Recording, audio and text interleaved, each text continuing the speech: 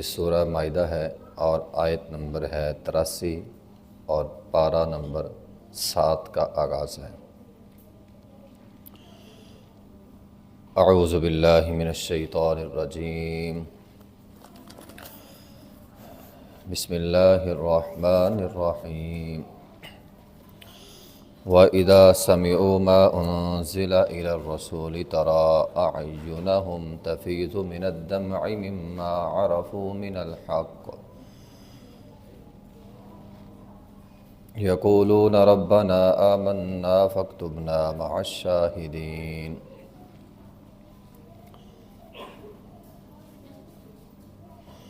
اور جب وہ سنتے ہیں جو رسول کی طرف نازل کیا گیا ہے،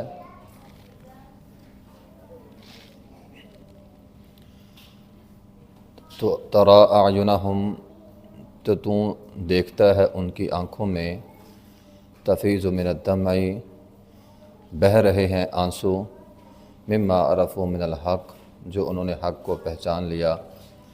یقولون ربنا، وہ کہتے ہیں اے رب ہمارے، آمنا، ہم ایمان لے آئے، فاکتبنا، سو ہم کو لکھ دے، مع الشاہدین، گواہی دینے والوں کے ساتھ۔ یہ اصل میں بات ہو رہی ہے کہ یہودیوں کے مقابلے میں عیسائی کچھ نرم مزاج ہیں۔ بہرحال نبوت کے 5ویں سال کوئی تقریباً 83 لوگ نجاشی کے دربار میں گئے، حبشہ کی طرف۔ مسلمانوں میں سے ایک جماعت حبشہ میں چلی گئی نجاشی کے پاس ہجرت کر کے، نجاشی کی پناہ لینے کے لیے، کیونکہ مکہ والوں کا ظلم بڑھ گیا تھا۔ تو نبی علیہ الصلوۃ والسلام نے انہیں حکم دیا، تو آپ چند لوگ وہاں پہ چلے گئے۔ مکہ والوں کو جب خبر ہوئی تو مکہ والوں نے اپنے چند سفارتکار، جو سفارتکاری میں ماہر تھے، جن میں عبداللہ بن ربیعہ تھا، عمر بن عاص تھے، ان کو نجاشی کے پاس بھیجا۔ انہوں نے جا کر کہا نجاشی کو، بادشاہ کو، کہ کچھ ناسمجھ لوگ بھاگ کر آئے ہیں، جو ہماری قوم کا دین چھوڑ دیا، آپ کے پاس آئے ہیں، ہمارے باپ دادا کی مخالفت کرتے ہیں، آپ ان لوگوں کو ہمارے سپرد کر دیں۔ تو نجاشی نے مسلمانوں کو بلایا۔ مسلمانوں کے وفد کی نمائندگی جعفر طیار نے کی۔ جعفر طیار نے مسلمانوں کی طرف سے نمائندگی کی، تو بالآخر نجاشی نے یہ کہا مکہ والوں کو کہ یہ لوگ مظلوم ہیں اور میں مظلوموں کو پناہ دیتا ہوں۔ ٹھیک ہے، تو مکہ کے وفد نے فوراً کہا کہ یہ لوگ تو عیسیٰ علیہ السلام کی بھی توہین کرتے ہیں۔ تب نجاشی نے جب کہا جعفر سے کہ آپ عیسیٰ علیہ السلام کی توہین کرتے ہیں، انہوں نے کہا نہیں، ہم تو عیسیٰ علیہ السلام کے متعلق وہی بات کہتے ہیں جو قرآن کے اندر ہے۔ تب انہوں نے سورہ مریم کی آیات جو ہے وہ تلاوت کی، وَاذْكُرْ فِي الْكِتَابِ مریم قَالَ إِنِّي عَبْدُ اللَّهِ آتَانِيَ الْكِتَابَ۔ تو جب نجاشی نے یہ آیات سنی تو اس کی آنکھوں میں آنسو آ گئے، اور اس نے کہا کہ قرآن نے عیسیٰ علیہ السلام کے متعلق بالکل سچ کہا۔ تو یہ آیت کریمہ، آیت نمبر 83 جو ہے وہ اسی بات کی طرف اشارہ کر رہی ہے۔ وَإِذَا سَمِعُوا مَا أُنزِلَ إِلَى الرَّسُولِ تَرَىٰ أَعْيُنَهُمْ تَفِيضُ مِنَ الدَّمْعِ۔ اے پیغمبر، جب اس نجاشی نے، انہوں نے جب قرآن کو سنا تو قرآن سنتے ہی انہوں نے، ان کی آنکھوں کے اندر آنسو آ گئے۔ کیوں آئے؟ کیونکہ انہوں نے حق کو پہچان لیا۔ تو نجاشی دل سے اسی وقت جو ہے وہ مسلمان ہو چکا تھا، بعد میں اس نے اپنے اسلام کا جو ہے وہ اقرار بھی کیا۔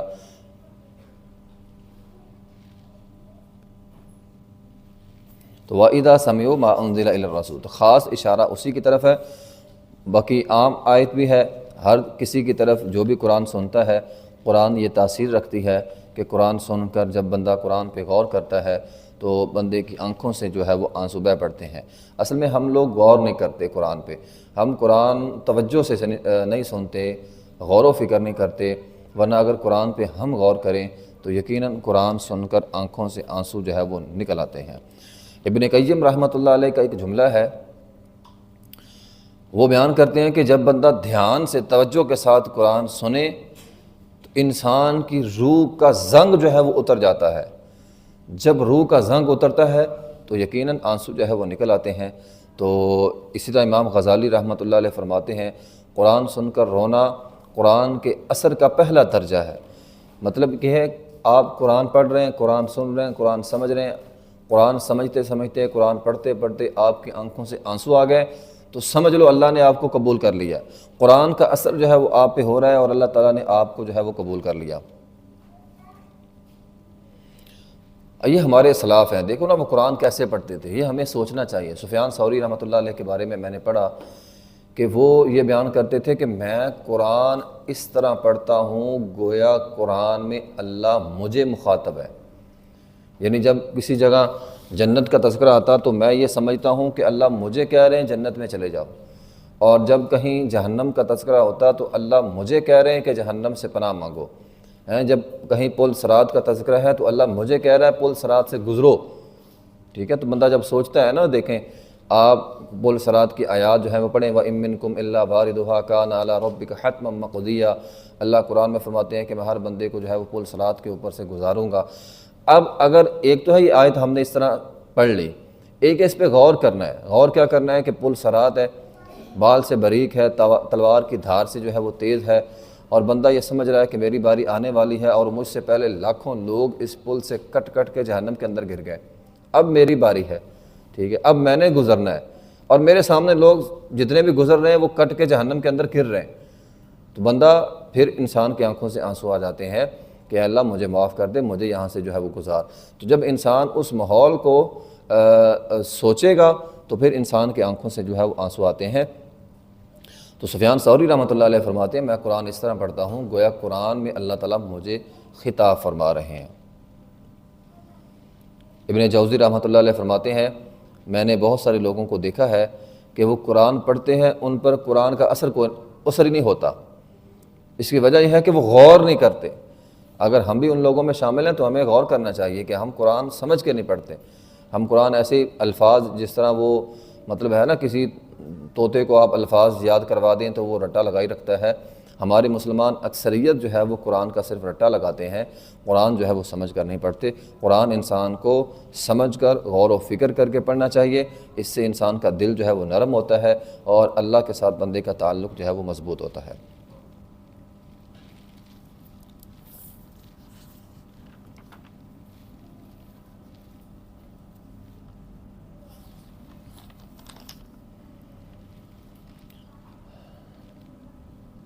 آگے آیت نمبر 99 کے اندر ہے لا یؤاخذکم اللہ باللغو فی ایمانکم ولکن یؤاخذکم بما عقدتم الایمان۔ یہ اللہ تعالیٰ نے اس آیت کے اندر قسم کا کفارہ جو ہے اس کو جو ہے وہ بیان کیا ہے۔ لا یؤاخذکم اللہ باللغو، ایک تو قسم کی قسمیں ہوتی ہیں، ایک قسم ہوتی ہے لغو، یہ جو ہم کہتے ہیں نا اللہ کی قسم، اللہ کی قسم، تو ان میں ایک قسم لغو ہوتی ہے۔ لغو قسم کون سی ہوتی ہے؟ جو دل کے ارادے سے نہیں کھائی ہوتی۔ ہمارے ہاں تو اتنا نہیں ہوتا ہے، لیکن عرب کے اندر نا لوگ عادت بنا لیتے تھے قسم اٹھانے کی، ہر وقت تاللہ باللہ کلہ کہتے رہتے تھے، تو واللہ تاللہ یعنی قسم اٹھاتے تھے۔ تو ایسی قسمیں اللہ تعالیٰ ایسی قسموں پر مواخذہ نہیں کرتا جو دل سے نہیں اٹھائی ہوتی، لیکن اللہ تعالیٰ اس قسم پہ مواخذہ کرے گا، اللہ تعالیٰ اس قسم پہ لوگوں کو پکڑے گا جو دل سے کھائی جاتی ہیں۔ نہ دل دماغ حاضر کر کے انسان یقین کے ساتھ جب قسم اٹھاتا ہے اور پھر اگر اس قسم کو توڑتا ہے تو اللہ تعالیٰ جو ہے اس قسم کو توڑنے کے عوض انسان کو جو ہے وہ پکڑیں گے، یا انسان اگر جھوٹی قسم اٹھاتا ہے تو اللہ تعالیٰ اس قسم کے عوض جو ہے وہ انسان کو پکڑتا ہے۔ اب یہاں یہ ہے کہ اگر ایک انسان نے قسم اٹھا لی ہے اور وہ دیکھتا ہے کہ میں نے جس کام پہ قسم اٹھائی ہے وہ کام اچھا نہیں ہے، دوسرا کام اچھا ہے، تو بندے کو اپنی قسم کا جو ہے وہ کفارہ ادا کرنا چاہیے۔ ابوبکر صدیق رضی اللہ تعالیٰ عنہ نے ایک دفعہ قسم اٹھائی تھی کہ میں فلاں مستہ کو کھانا نہیں کھلاؤں گا، تو بعد میں انہوں نے اپنی قسم کو توڑا اور اس کو کھانا کھلایا۔ تو اگر کوئی ایسی قسم بندہ کھا لیتا ہے اور بعد میں دیکھتا ہے کہ یہ کام میں نے غلط کام کی قسم اٹھائی ہے، مجھے نہیں اٹھانی چاہیے تھی، تو اس قسم کو توڑ کر اس کا کفارہ جو ہے وہ ادا کرنا ہے۔ اس کا کفارہ کیا ہے؟ قرآن یہ کہتا ہے فَكَفَّارَتُهُ اِطْعَامُ عَشَرَةِ مساکین۔ اب اگر کسی نے اپنی قسم کو توڑا تو اس کا کفارہ کیا ہے؟ 10 مسکینوں کو کھانا۔ کتنے مسکین؟ 10۔ اطعام کھانا، عشرۃ مساکین 10 مسکینوں کا کھانا، من اوسط ما تطعمون اہلیکم درمیانی درجے کا جو تم کھاتے ہو، گھر والوں کو کھلاتے ہو، او کسوتہن یا 10 مسکینوں کو جو ہے وہ کپڑے پہنانا، ٹھیک ہے، کھانا کھلا دیں یا کپڑے پہنا دیں، او تحریر رقبہ یا ایک غلام جو ہے وہ آزاد کر دیں۔ تو آج کے دور میں چونکہ غلام نہیں ہے تو ایک قیدی اگر کوئی آزاد کرنا چاہتا ہے، کسی قیدی کا جرمانہ ادا کر کے اسے جو ہے وہ آزاد کر دے۔ اگر کوئی یہ کام بھی نہیں کر سکتا فَمَن لَّمْ يَجِدْ فَصِيَامُ ثَلَاثَةِ أَيَّامٍ، تو وہ 3 دن کے روزے رکھے گا۔ تو قسم کا کفارہ سب سے پہلے مسکینوں کو کھانا کھلانا ہے۔ اگر کوئی بندہ اتنا ہی ماڑا ہے، اتنا ہی غریب ہے، اتنا ہی فقیر ہے، اتنا ہی مسکین ہے کہ وہ 10 لوگوں کو کھانا، مسکینوں کو کھانا نہیں کھلا سکتا، تو پھر وہ 3 دن کے جو ہے وہ روزے رکھے گا۔ تو ایسا بندہ جو 10 مسکینوں کو کھانا کھلا سکتا ہے وہ 3 دن کے روزے نہیں رکھے گا، وہ کھانا ہی کھلائے گا۔ جس کے پاس طاقت نہیں ہے، غریب مسکین ہے، وہ جو ہے وہ 3 دن کے کھانا 10 مسکینوں کے کھانے کے بجائے 3 دن کے جو ہے وہ روزے رکھے گا۔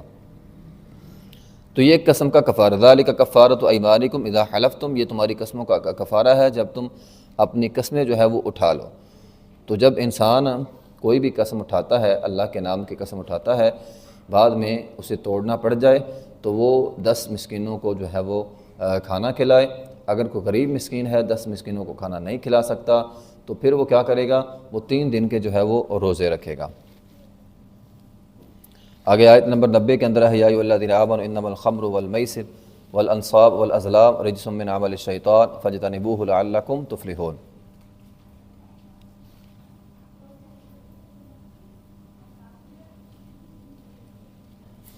پچھلی آیت کے اندر اللہ تعالیٰ نے قسم کا کفارہ بیان کیا، اور اس آیت کے اندر اللہ تعالیٰ فرماتے ہیں یا ایھا الذین آمنوا، اے وہ لوگوں جو ایمان لائے ہو، انما الخمر شراب، والمیسر جوا، والانصاب شرک کے لیے نصب کردہ بت، والازلام تیروں سے فعال گیری کرنا، رجس من عمل الشیطان یہ شیطان کا عمل ہے، فاجتنبوہ لعلکم تفلحون۔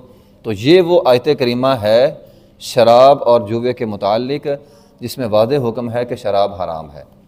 اب اس سے پہلے جو حکم تھا وہ نرم تھا، پیچھے ایک حکم آیا تھا کہ شراب پی کے نماز کے قریب نہ جاؤ، پھر حکم آیا کہ شراب کے اندر گناہ زیادہ ہے، اور اس آیت میں بالآخر آخری حکم یہ آیا تھا کہ شراب رجس من عمل الشیطان ہے، یعنی یہ شراب شیطان کا عمل ہے، شیطان کی طرف سے گندگی ہے، اس لیے شراب جو ہے وہ حرام ہو گئی۔ تو شراب کے متعلق پیچھے ہم نے تفصیل پڑھی ہے، اس کے اندر نشہ ہوتا ہے، ہر نشہ آور چیز جس چیز میں نشہ ہو، خواہ وہ شراب ہو، خواہ وہ سگریٹ ہو، خواہ وہ تمباکو ہو، خواہ وہ کوئی بھی چیز ہو، جس کے اندر نشہ ہے، ہر نشہ آور چیز انسان کے لیے جو ہے وہ حرام ہے، خواہ اس سے نشہ ہو یا نہ ہو۔ یہ بھی ایک بات ہے، بعض لوگ کہتے ہیں میں سگریٹ پیتا ہوں مجھے کون سا نشہ ہوتا ہے، اور بھائی کسی عام آدمی کو جس نے کبھی سگریٹ نہیں پی آپ اسے پلائیں اسے نشہ ہو جائے گا۔ تو جو عادی مجرم ہوتے ہیں انہیں تو شراب کا نشہ بھی نہیں ہوتا۔ تو نشہ آور چیز ہو، اس سے نشہ ہو یا نہ ہو یہ الگ بات ہے، صرف اس چیز کے اندر اگر نشہ پایا جاتا ہے تو وہ چیز اپنے اندر نشے کی وجہ سے جو ہے وہ حرام ہو جاتی ہے۔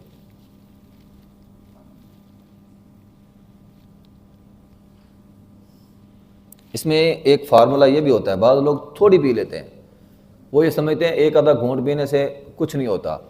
تو یہاں یہ اصول آپ نوٹ کر لیں، جس کا کوئی بھی چیز ہے اگر اس کا کثیر حرام ہے تو اس کا قلیل بھی حرام ہے۔ چوری ہوگی، اگر کوئی 5,000 کی چوری کرتا ہے وہ بھی جرم ہے، اگر کوئی 10 روپے کی چوری کرتا ہے وہ بھی جرم ہے۔ اب کوئی یہ نہیں کہہ سکتا کہ 5,000 کی چوری جو ہے وہ تو جرم ہے، لیکن 10 روپے کی چوری جرم نہیں ہے۔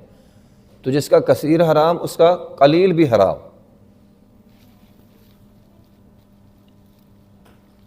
اب ایک بندہ کہے نہیں جی شراب کا میں تو جناب ایک گلاس پیوں تو وہ حرام ہے، ایک آدھا گھونٹ حرام نہیں ہے تو وہ غلط ہے۔ اس کا گلاس پینا بھی حرام ہے، اس کا ایک آدھا گھونٹ پینا بھی حرام ہے، حتیٰ کہ احادیث کے مطابق جو چیز حرام ہو اس کی کمائی بھی حرام ہے، اسے بیچنا، اسے خریدنا اور بیچنے اور خریدنے کے اندر مدد کرنا، ٹھیک ہے، ولا تعاونوا علی الاثم والعدوان کے تحت جو ہے وہ یہ ساری چیزیں انسان کے لیے حرام ہیں۔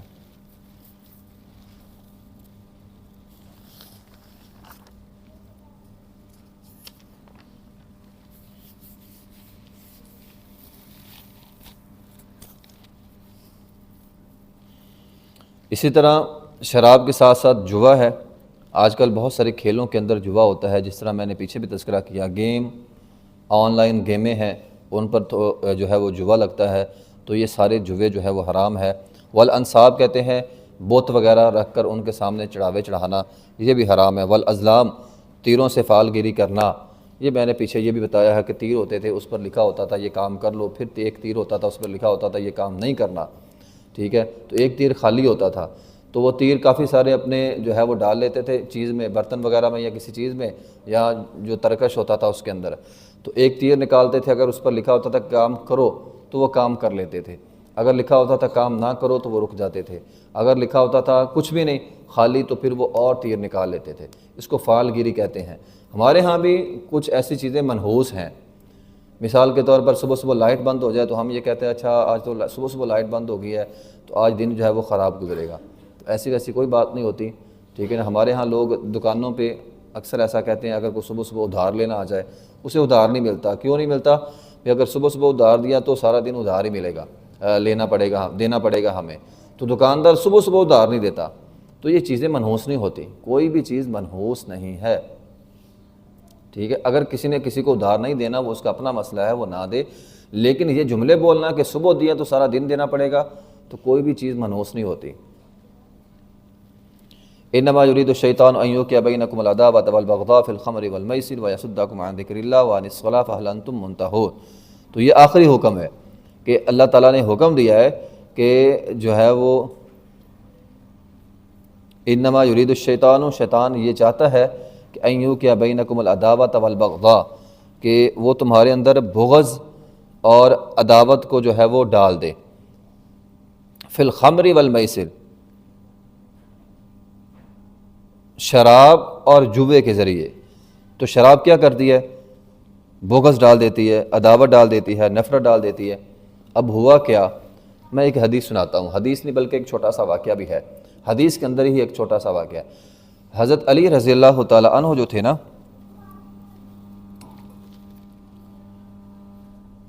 تو حضرت علی رضی اللہ تعالیٰ عنہ جو تھے ان کو نا مال غنیمت میں سے ایک اونٹنی ملی جو نبی علیہ الصلوۃ والسلام نے ان کو دی۔ انہوں نے کیا کیا کہ ان کے پاس اونٹنی رکھنے کے لیے جگہ نہیں تھی، اب انہوں نے وہ اونٹنی ایک انصاری صحابی تھے، ان کے جس طرح کہتے ہیں نا باڑا تھا ان کا کوئی، تو وہاں اونٹنیاں انصاری کی بھی بندھی ہوئی تھی، تو علی رضی اللہ تعالیٰ نے فرمایا میری ایک اونٹنی ہے، تو انہوں نے کہا یہ بھی ادھر ہی باندھ دو، تو ادھر جو ہے وہ انہوں نے اونٹنی باندھی ہوئی۔ اب شراب ابھی حرام نہیں ہوئی تھی، تو چند لوگ تھے جنہوں نے شراب پی لی، جن میں حضرت حمزہ رضی اللہ تعالیٰ عنہ بھی شامل تھے، انہوں نے بھی شراب پی لی۔ اب شراب حضرت حمزہ رضی اللہ تعالیٰ عنہ چونکہ بہادر بھی تھے، شراب پی ہوئی تھی، اب وہاں کچھ شعر پڑھنے والے لوگ بھی ہوتے ہیں، ہمارے ہاں بھی ہوتے ہیں، شعر پڑھتے ہیں، اور شعر کے اندر جو ہے وہ خون جو ہے وہ جوش مارتا ہے شعر سن کر۔ تو کسی نے شعر جو ہے وہ یہ پڑھا کہ اے حمزہ تیری بہادری کا کیا کرنا، اونٹنیاں موٹی تازی کھڑی ہیں اور تو اسے چھری بھی نہیں پھیر سکتا، اور تیری جوانی تیری مردانگی جو ہے وہ کس بات کی ہے۔ تو حمزہ رضی اللہ تعالیٰ عنہ چونکہ شراب پی ہوئی تھی، تو شراب کے نشے میں جوش چڑھا اور انہوں نے چھری لی اور اونٹنیاں جتنی بھی کھڑی تھیں نا ان کے گلے پہ چھری پھیر دی، یعنی ان اونٹنیوں کو جو ہے وہ ذبح کر دیا، ہلاک کر دیا۔ اب علی رضی اللہ تعالیٰ نبی علیہ الصلوۃ والسلام کے پاس آئے، اللہ کے رسول یہ دیکھیں میں نے تو اپنی اونٹنی باندھی ہوئی تھی اور میری اونٹنی کو جو ہے وہ قتل کر دیا حضرت حمزہ نے۔ تو نبی علیہ الصلوۃ والسلام گئے، حضرت علی رضی اللہ عنہ مل کر سب گئے اور دیکھا حمزہ رضی اللہ تعالیٰ فل شراب کے نشے میں جو ہے وہ مگن تھے، تو پھر نبی علیہ الصلوۃ والسلام اور حضرت علی رضی اللہ تعالیٰ واپس آ گئے۔ اب ظاہری سی بات ہے، یہ لائی کی بات ہے۔ اب ایک اونٹ جو ہے 4-5 لاکھ کا اونٹ ہے، کوئی بندہ اونٹ خرید کر لائے اور کوئی بندہ شراب پی کر اس اونٹ کو قتل کر دے، ذبح کر دے، تو یہ لڑائی ہے کہ نہیں ہے؟ تو شراب لڑائی ہے۔ ان یوقع بینکم العداوۃ والبغضاء فی الخمر، خمر کے اندر کیا ہے؟ لڑائی ہے۔ میسر بھی لڑائی ہے، جوا بھی لڑائی ہے۔ جوے میں جو جیتا ہے وہ تو ٹھیک رہتا ہے، لیکن جو بار بار ہارتا ہے، ہار بعض اوقات بندے سے برداشت نہیں ہوتی اور لڑائی شروع ہو جاتی ہے۔ بڑی بڑی لڑائیاں جو ہیں وہ جوے پر ہوتی ہیں۔ اس لیے اپنے بچوں پر نظر رکھا کریں، دھیان رکھا کریں کہ کہیں وہ جوے کی گیمیں اور جوے کے اندر تو نہیں ہے، کیونکہ یہ لڑائی کا سبب بنتی ہے۔ وَيَصُدَّكُمْ عَنْ ذِكْرِ اللَّهِ، اور بندے کو نماز سے روکتی ہیں۔ بڑی بڑی گیمیں ہوتی ہیں، بچے گیم کھیل رہے ہیں، نماز کو نہیں پڑھنے جاتا، کوئی بھی نماز پڑھنے کو نہیں جاتا۔ تو یہ چیزیں انسان کو اللہ کے ذکر سے جو ہے وہ روکتی ہیں۔ تو اللہ تعالیٰ نے فرمایا فَهَلْ أَنْتُمْ مُنْتَهُونَ، اللہ تمہیں روک رہا ہے، کیا تم باز آنے والے ہو؟ کیا تم باز آنے والے ہو؟ تو فوراً جو ہے وہ باز آ گئے۔ تو اس کے اندر بھی ایک واقعے کی طرف جو ہے وہ اشارہ ہے۔ سعد بن ابی وقاص رضی اللہ تعالیٰ بیان کرتے ہیں، میں انصار اور مہاجرین کے کچھ لوگ ہم مہاجرین کے کچھ لوگوں کے پاس آئے اور کہا آؤ تمہیں کھلائیں اور شراب پلائیں۔ تو مہاجرین کے لوگ آگے، ہم نے کھایا بھی اور شراب بھی پی۔ تو ایک باغ کے اندر ہم سارے بیٹھے ہوئے تھے، تو وہاں ان کے پاس ایک اونٹ تھا بھونا ہوا، اونٹ کا گوشت بھی کھایا، شراب کا مشکیزہ تھا، وہ شراب بھی پی۔ تو ان کے پاس مہاجرین اور انصار کا آپس کا تذکرہ ہونے لگا۔ تو ایک نے کہا مہاجر انصار سے بہتر ہے، مہاجرین انصار سے بہتر ہے۔ تو ایک آدمی کے ہاتھ میں اونٹ کی سری تھی، اس نے جبڑا اٹھا کے زور سے مارا، کہتے میری ناک میں لگا، میری ناک جو ہے وہ زخمی ہو گئی اور ہماری اس بات پہ لڑائی ہو گئی۔ تو اللہ تعالیٰ نے یہ آیت جو ہے وہ نازل کی کہ شراب پی کر، جوا کھیل کر، اس طرح کی چیزیں کھیل کر تم آپس میں نہ لڑو، یہ شیطان کا ہتھیار ہے اور شیطان تمہیں ان چیزوں کے ساتھ جو ہے وہ لڑاتا ہے۔ تو کیا تم باز آنے والے ہو؟ یعنی آج کے بعد شراب نہیں پیو گے، جوا نہیں کھاؤ گے؟ تو صحابہ کرام نے اس وقت کہا ہم باز آنے والے ہیں، اور شراب کے مٹکے جو بھی پڑے تھے انہوں نے توڑ دیے، اور اس کے بعد کسی نے شراب کو ہاتھ نہیں لگایا۔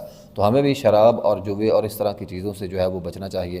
وَأَطِيعُوا اللَّهَ وَأَطِيعُوا الرَّسُولَ وَاحْذَرُوا فَإِن تَوَلَّيْتُمْ فَاعْلَمُوا أَنَّمَا عَلَىٰ رَسُولِنَا الْبَلَاغُ الْمُبِينُ لَيْسَ عَلَى الَّذِينَ آمَنُوا وَعَمِلُوا الصَّالِحَاتِ جُنَاحٌ فِيمَا طَعِمُوا إِذَا مَا اتَّقَوا وَآمَنُوا وَعَمِلُوا الصَّالِحَاتِ ثم اتقوا وآمنوا ثم اتقوا وأحسنوا واللہ يحب المحسنین۔ تو بات یہ ہوئی کہ جو لوگ فوت ہو گئے تھے شراب کی حرمت نازل ہونے سے پہلے اور انہوں نے شراب پی ہوئی تھی، ان کے بارے میں صحابہ کرام نے سوال کیا اللہ کے رسول ان کا کیا بنے گا؟ تو میں اللہ تعالیٰ ان کو معاف کر دے۔ لیس علی الذین آمنوا وعملوا الصالحات جناح فیما طعموا اذا ما اتقوا، یعنی جو اس سے پہلے فوت ہو گئے ہیں اللہ تعالیٰ جو ہے وہ ان کو معاف کر دے گا۔ اسی طرح آج اگر کوئی بندہ شراب پیتا ہے یا بچہ کوئی گیم کھیلتا ہے جوے کی، تو وہ توبہ کر لیتا ہے تو اللہ تعالیٰ اس کے پہلے گناہ جو ہے وہ معاف کر دے گا۔ توبہ سے انسان کے سارے گناہ جو ہیں وہ معاف ہو جاتے ہیں۔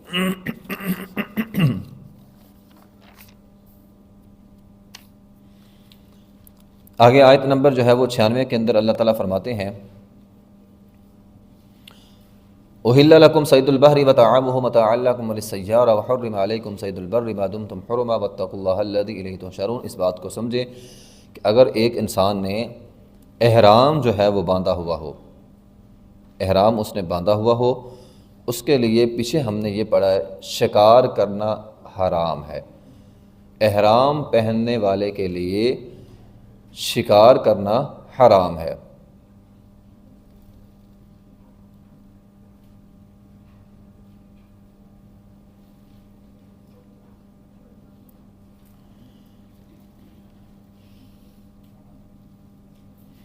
تو صحابہ کرام نے کہا اللہ کے رسول ہم جب سمندر کے سفر کرتے ہیں 6 مہینوں کا بعد کا سفر ہوتا تھا، تو وہاں پہ کیا کریں؟ تو آپ علیہ السلام نے فرمایا وہاں کا سمندر کا شکار تمہارے لیے حلال ہے۔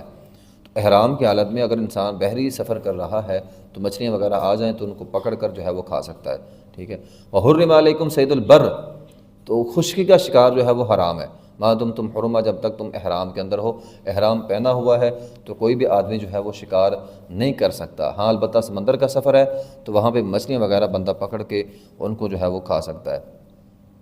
جعل اللہ الکعبۃ البیت الحرام قیاما للناس والشہر الحرام والہدی والقلائد، جعل اللہ الکعبۃ البیت الحرام قیاما للناس والشہر الحرام والہدی والقلائد ذلک لتعلموا ان اللہ یعلم ما فی السماوات وما فی الارض وان اللہ بکل شیء علیم۔ بات یہ ہے کہ اللہ تعالیٰ فرماتے ہیں کہ اللہ تعالیٰ نے کعبۃ اللہ کو بیت حرام بنایا قیاما للناس، بیت حرام، حرام کیا ہوتا ہے؟ حرام کہتے ہیں حرمت والا، یہاں جو بھی بیت اللہ آئے گا اس کا احترام کیا جائے گا، اس کی جان مال کی عزت کی حفاظت جو ہے وہ کی جائے گی۔ قیاما للناس، جو بھی بیت اللہ آئے گا اسے امن ملے گا، اسے احترام ملے گا۔ والشہر الحرام، اور حرمت والے مہینوں کا بھی احترام ہے۔ والہدیہ، اور جانور، ہدی کسے کہتے ہیں؟ میں نے پیچھے بتایا ہے، ہدی کہتے ہیں وہ جانور جو حاجی اپنے ساتھ لاتا ہے، ٹھیک ہے، حج کرنے والا، حج تمتع کرنے والا اپنے ساتھ جب جانور لاتا ہے تو اس جانور کو ہدی کہتے ہیں۔ والقلائد، اور پٹے والا جانور، پٹے والا جانور کون سا ہوتا ہے؟ پٹے والا جانور ہوتا ہے کہ یہ ہدی کو ہی ایک مخصوص جو ہے وہ پٹا پہنا دیا جاتا ہے جس سے پہچان ہوتی تھی کہ یہ کعبۃ اللہ کا جو ہے وہ جانور ہے، تو اس جانور کی جو ہے وہ اس کا احترام سبھی لوگ جو ہے وہ کرتے تھے کہ یہ کعبۃ اللہ کا جانور ہے۔ ذالک لتعلموا ان اللہ یعلم ما فی السماوات وما فی الارض وان اللہ بکل شیء علیم۔ تو حاجیوں کا احترام کرنا ہم میں سے ہر آدمی کی ذمہ داری ہے۔ قل لا یستوی، آیت نمبر 100 کے اندر ہے قل لا یستوی الخبیث والطیب ولو اعجبک کثرۃ الخبیث، اچھی اور بری چیز کبھی برابر نہیں ہو سکتی، خیر اور شر برابر نہیں ہو سکتے۔ آپ نیکی کا کام کرتے ہیں، ایک بندہ گناہ کا کام کرتا ہے، کبھی آپ کے برابر نہیں ہو سکتا۔ تو انسان کو نیکی کے کام کرنے چاہیے، دنیا والے عزت کریں نہ کریں، احترام کریں نہ کریں، اللہ کے ہاں بندے کا بہت زیادہ مرتبہ اور مقام ہوتا ہے جو لوگ جو ہیں وہ نیکی کے کام کرتے ہیں، خیر کے کام کرتے ہیں۔ آگے آیت نمبر 103 میں ہے ما جاء اللہ من بحیرۃ ولا صائبہ ولا وسیلہ ولا حام۔ یہ مشرکین نے، چونکہ مشرکین مختلف قبائل میں بٹے ہوئے تھے، ان کا کوئی خاص مشترکہ دین تو نہیں تھا، تو اپنا انہوں نے ایک دین گھڑا ہوا تھا، اس دین کے تحت انہوں نے بعض جانوروں کو بحیرہ، صائبہ، وسیلہ اور حام بنایا ہوا تھا۔ بحیرہ کیا ہوتا ہے اس کو آپ نوٹ کریں، بحیرہ کیا ہوتا ہے؟ بحیرہ کہتے تھے اس اونٹنی کو جس کا کان پھاڑ دیا جاتا تھا، اس کا ایک کان جو ہے وہ پھاڑ دیا جاتا تھا، اس پر سواری کرنا جو ہے وہ حرام ہوتی تھی، ٹھیک ہے، اور اس کا دودھ بھی روک دیا جاتا تھا۔ اور کس جانور کا، کس اونٹنی کا کان پھاڑتے تھے؟ اس اونٹنی کا وہ کان پھاڑ دیتے تھے جو اونٹنی 5 بچے جنم چکی ہوتی تھی۔ جس اونٹنی سے 5 بچے نکل آتے وہ اونٹنی 5 بچے جنم دیتی، اور 5واں بچہ اگر نر پیدا ہوتا یعنی مرد پیدا ہوتا اسے کھا لیتے، اور اگر مادہ پیدا ہوتا تو اس کا کان جو ہے وہ کاٹ دیتے، اور یہ کہتے کہ اب یہ بتوں کے نام پر ہے، اس پر سواری جو ہے وہ کوئی نہیں کرے گا، اور اس کا نام بحیرہ اونٹنی رکھ دیتے۔ یہ سمجھ آ گئی؟ بحیرہ اونٹنی جس نے 5 بچے جنے ہوں، 5واں بچہ اگر نر ہوتا، مرد ہوتا، کھا لیتی، اگر مونس پیدا ہوتی، مادہ ہوتی، تو اس کا کان کاٹ کر اس کا نام جو ہے وہ بحیرہ رکھ دیتے۔ صائبہ، صائبہ کہتے تھے وہ اونٹنی جو بڑی عمر کی اونٹنی ہو،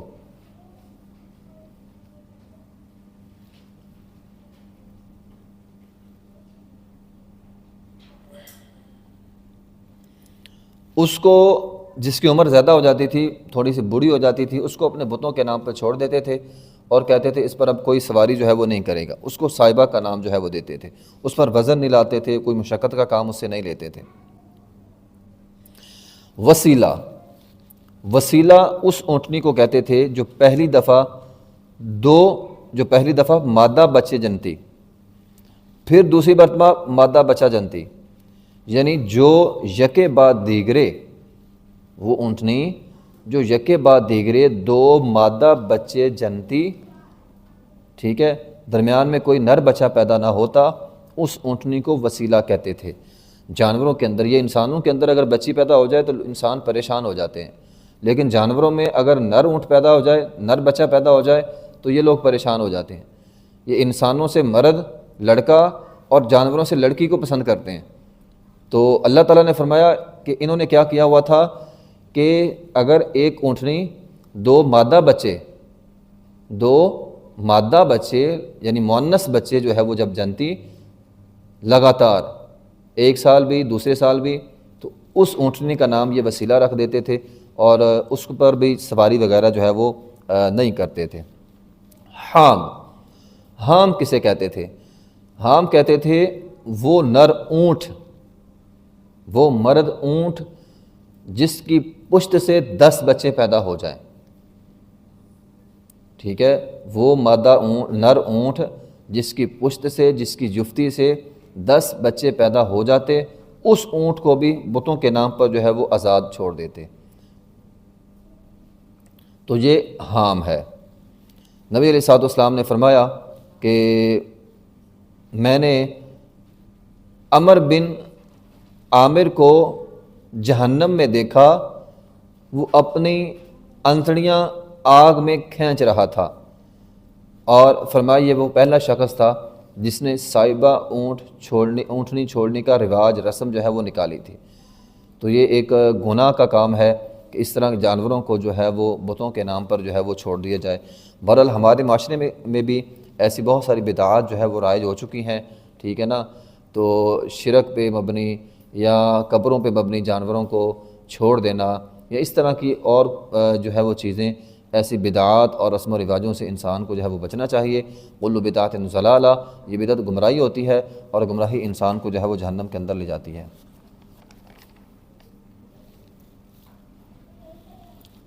آگے ہے آیت نمبر 106، یا ایھا الذین آمنوا شہادۃ بینکم اذا حضر احدکم الموت حین الوصیۃ اثنان ذوی عدل منکم او آخران من غیرکم ان انتم ضربتم فی الارض فاصابتکم مصیبۃ الموت۔ اس آیت کو ذرا دھیان سے سمجھنا ہے۔ یہ ہے حالت سفر میں ایک بندہ سفر پہ جا رہا ہے۔ آج کل تو چلو کہ ڈیجیٹل زمانہ ہے اور ہر چیز آن لائن، لیکن آج کے زمانے میں بہت سارے لوگ ہیں جو اپنا روپیہ پیسہ جو ہے وہ ان بینکوں میں یا ڈیجیٹل چیزوں میں نہیں رکھتے، اپنے پاس رکھتے ہیں۔ آج کے زمانے میں بھی ایسے لوگ ہیں۔ اس دور میں چونکہ کرنسی پیسہ ہوتا ہی سونا چاندی تھا، تو ہر آدمی اپنے پاس سنبھال کر سونا چاندی یا اپنے پیسے جو ہے وہ اپنے پاس سنبھال کے رکھتا تھا۔ اب مسئلہ یہ ہے کہ ایک آدمی سفر کر رہا ہے، سفر میں اس کے پر وہ بیمار ہو گیا، اس پر موت کے اثرات آنے لگے۔ اب اس کے پاس سامان ہے، قیمتی سامان ہے، سونا چاندی جو اس نے اپنے پاس جو ہے وہ رکھا ہوا تھا۔ اب وہ کیا کرتا ہے کہ اپنا سونا چاندی کسی انسان کو دیتا ہے اور اسے کہہ دیتا ہے کہ یہ میری وصیت ہے کہ یہ میرا سامان میرے ورثاء تک جو ہے وہ پہنچا دینا ہے۔ ٹھیک ہو گیا۔ اب وہ وصیت کرے گا 2 لوگوں کو، اثنان ذوی عدل منکم، 2 لوگ جو اس پر گواہی دیں گے۔ اب یہ دونوں لوگ آئے اور ورثاء کو کہا کہ تمہارا وہ عزیز، اس کو ذرا سنیں دھیان سے، ورثاء کو یہ کہا کہ تمہارا عزیز فوت ہو چکا ہے اور اس کے پاس جو ہے وہ یہ سامان تھا، یہ ہم تمہیں سپرد کر رہے ہیں۔ اب ورثاء نے نوٹ کیا، میں مثال دے رہا ہوں کہ اگر مثال کے طور پر ورثاء کو یہ تھا کہ اس کے پاس تو 5 تولے سونا تھا اور یہ ہمیں 4 تولے دے رہے ہیں، ٹھیک ہے۔ اب یہ بھی بات ہو سکتی ہے کہ مرنے والے نے 5 تولے ہی دیا ہو اور انہوں نے 1 تولہ اپنے پاس رکھ لیا۔ اب یہ بھی صورت ہو سکتی ہے کہ اس نے بیماری پر یا اپنے سفر پر 1 تولہ خرچ کر لیا، اس کے پاس تھے ہی 4۔ تو اب کیسے پتہ چلے گا کہ مرنے والے نے ان کو 5 تولے سونا واپس کیا ہے یا 4 تولے سونا واپس کیا ہے؟ یہ کیسے پتہ چلے گا؟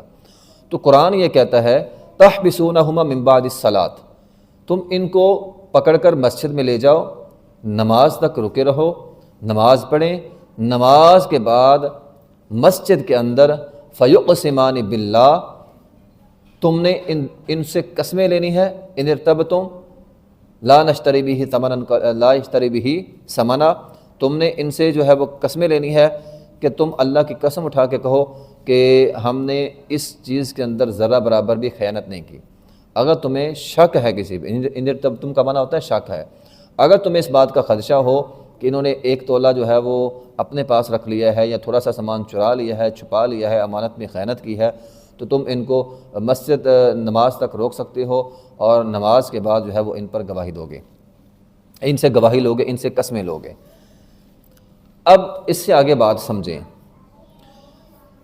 اب بات یہ ہے کہ ایک چیز جو ان دونوں سے برآمد بھی ہو گئی، لیکن وہ کہتے ہیں کہ یہ چیز تو ہماری ہے، یہ تو مرنے والے نے نہیں دی تھی، یہ تو ہماری اپنی تھی۔ اب ورثاء میں سے یا اس علاقے کے لوگوں میں سے دو لوگ کھڑے ہوں گے، اور اگر دو لوگ اس بات پہ قسم اٹھا لیں کہ یہ جو چیز آپ کے پاس موجود ہے، میں مثال دے رہا ہوں کہ مرنے والے کے پاس ایک گھڑی بھی تھی، موبائل بھی تھا، 5-7 چیزیں جو ہیں وہ مرنے والے کے پاس تھیں۔ اب وہ دو لوگوں کو دیتا ہے اور کہتا ہے کہ یہ چیزیں قیمتی ہیں، یہ میرے ورثاء تک پہنچا دو۔ اب وہ دو لوگ آئے، ورثاء کو کہا یہ موبائل بھی مرنے والے کے پاس تھا، یہ بٹوا مرنے والے کے پاس تھا، یہ لائسنس مرنے والے کے پاس تھا، فلاں چیز بھی مرنے والے کے پاس تھی، فلاں چیز بھی یہ دے دی۔ اب تھی ایک گھڑی، مثال سے سمجھا رہا ہوں، ایک گھڑی جو تھی وہ اب ورثاء کہہ رہے ہیں یہ گھڑی جو آپ لوگوں کے پاس ہے نا، یہ بھی ہمارے مرنے والے کی تھی، لیکن وہ دونوں کہتے نہیں یہ گھڑی تو تھی ہماری۔ اب شریعت یہ کہتی ہے کہ ایسا ہوگا کہ اس علاقے کے دو لوگ اگر قسم اٹھا کے یہ بات قسم اٹھا کر کہہ دیں، گواہی دے دیں، یہ جو گھڑی ہے یہ واقعتاً ہی مرنے والے کی تھی، یہ آپ لوگوں کی نہیں ہے، تو ان دو لوگوں کی، جو علاقے کے دو لوگ گواہی دیں گے، ان دو لوگوں کی گواہی پر وہ گھڑی بھی ان سے لے لی جائے گی۔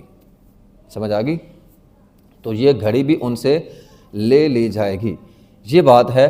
اب دوبارہ اس آیت کو ذرا پڑھیں، یا ایھا الذین آمنوا شہادۃ بینکم اذا حضر احدهم الموت حین الوصیۃ اثنان ذوا عدل منکم او آخران من غیرکم، اگر تمہیں کسی بات ان ارتبتم ان انتم ضربتم فی الارض فاصابتکم مصیبۃ الموت تحبسونہما، کہ اگر تمہیں شک ہو کہ یہ جو چیزیں انہوں نے ہمیں دی ہیں ان میں سے کوئی چیز چھپا کے اپنے پاس رکھ لی ہے، تو اس کے لیے او آخران من غیرکم، دو گواہ اور ہوں گے جو تمہارے علاقے میں سے کوئی بندہ ہوگا، دو لوگ معتبر کھڑے ہوں گے، وہ گواہی دیں گے کہ واقعی فلاں چیز جو ان کے پاس تھی تو وہ بھی جو ہے وہ ہمارے مرنے والے کی ہی ہے، تو ان دونوں کی گواہی جو ہے وہ قبول کی جائے گی، اور قبول کر کے وہ چیز بھی ان سے جو ہے وہ لے لی جائے گی، اور اگر انہوں نے پتہ لگا کہ انہوں نے وہ چیز بیچ دی ہے یا کسی جگہ چھپا دی ہے تو اس کا جرمانہ جو ہے وہ ان دونوں پہ ڈال دیا جائے گا۔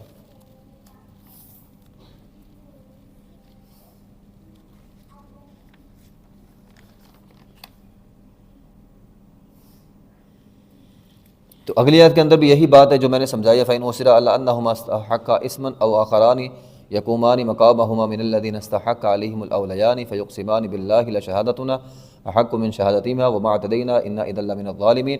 اللہ تعالیٰ فرماتے ہیں کہ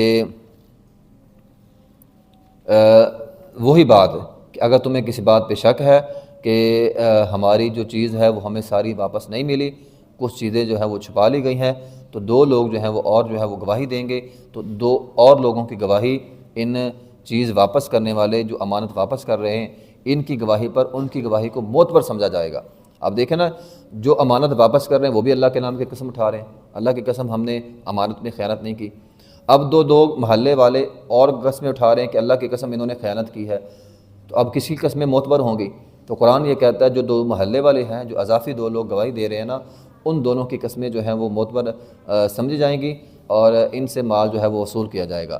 ذَلِكَ أَدْنَىٰ أَن يَأْتُوا بِالشَّهَادَةِ عَلَىٰ وَجْهِهَا أَن تَرُدَّ أَيْمَانٌ ذَلِكَ أَدْنَىٰ أَن يَأْتُوا بِالشَّهَادَةِ عَلَىٰ وَجْهِهَا أَوْ يَخَافُوا أَن تُرَدَّ أَيْمَانٌ بَعْدَ أَيْمَانِهِمْ، یہ اس لیے، یعنی دو لوگ اللہ تعالیٰ نے جو محلے والوں میں سے دو لوگوں کا انتخاب کیا وہ اس لیے کیا تاکہ یہ جو امانت واپس کرنے آ رہے ہیں انہیں ڈر ہو کہ اگر ہم نے غلط قسم اٹھائی تو ہمارے اوپر دو لوگ اور آ کر قسم اٹھا دیں گے، گواہی دے دیں گے، تو ہمیں یہ جرمانہ ادا کرنا پڑے گا۔ یہ بڑی اہم بات ہے۔ پھر میں اس کو ذرا سمجھاتا ہوں۔ اب جو لوگ دو امانت واپس کرنے آ رہے ہیں، اگر انہیں پتہ ہو کہ ہم جو مرضی کہہ دیں ہماری بات پر سب نے یقین کر لینا ہے، پھر تو وہ جھوٹ بول سکتے ہیں، وہ دونوں مل کر امانت میں خیانت کر سکتے ہیں۔ لیکن جب اگر انہیں یہ بھی پتہ ہو کہ اگر ہم نے تو قسم اٹھائیں، ہماری قسم کے اوپر اگر محلے والوں نے قسم اٹھا دی نا تو ہمیں جرمانہ ہو جائے گا، ہمیں وہ چیز دینی پڑے گی، تو اس ڈر سے وہ جو ہے وہ جھوٹی قسم نہیں اٹھائیں گے اور اپنا مال جو ہے وہ سارے کا سارا واپس کریں گے۔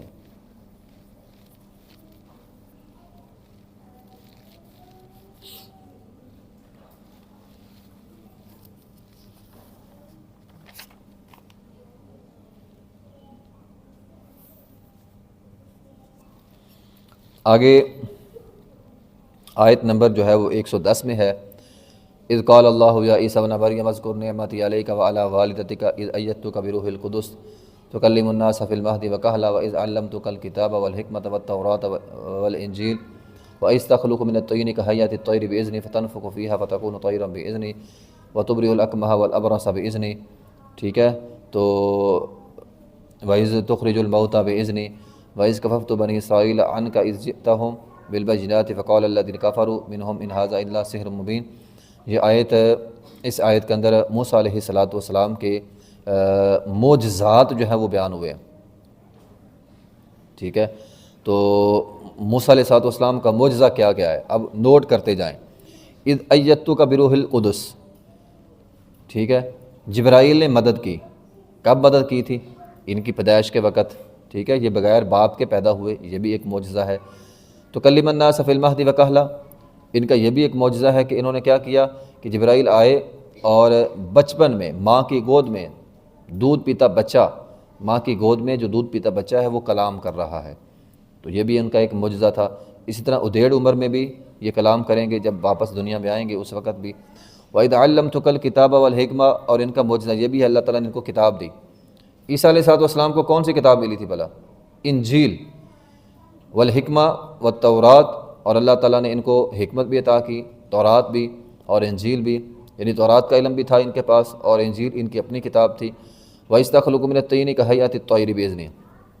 اب یہ دیکھیں بچے جو ہے نا کھلونا بناتے ہیں، چھوٹے چھوٹے بچے مٹی کے ساتھ، یا آج کل بہت ساری چیزیں آ گئی ہیں ان کے ساتھ، جب بچے کھیلتے ہیں تو کوئی بھی شکل بناتے ہیں، صورت بناتے ہیں، تو عیسیٰ علیہ السلام مٹی کے ساتھ اپنے ہاتھوں سے، اب یہ دیکھیں غور کریں کتنا بڑا معجزہ ہے کہ عیسیٰ علیہ السلام کیا کرتے تھے، اپنے ہاتھوں کے ساتھ مٹی کا ایک پرندہ بناتے، من الطین، مٹی، تو فتنفخ فیہا فتکون طیرا باذنی، اس کے اندر پھونک مارتے وہ سچی مچی کا پرندہ بن جاتا تھا۔ یہ ان کا ایک جو ہے وہ معجزہ تھا کہ اپنے ہاتھ سے پرندہ بنا کے اس میں پھونک مارتے وہ سچی مچی کا پرندہ جو ہے وہ بن جاتا تھا۔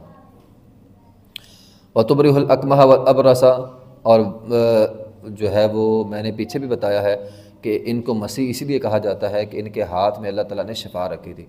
تو جو پیدائشی اندھا ہوتا تھا یا پھول بیری کی اگر اس سے بیماری ہوتی تھی، تو اصل میں نا بات یہ ہے کہ ہر نبی کو معجزے دیے جاتے ہیں اس دور کے حساب سے۔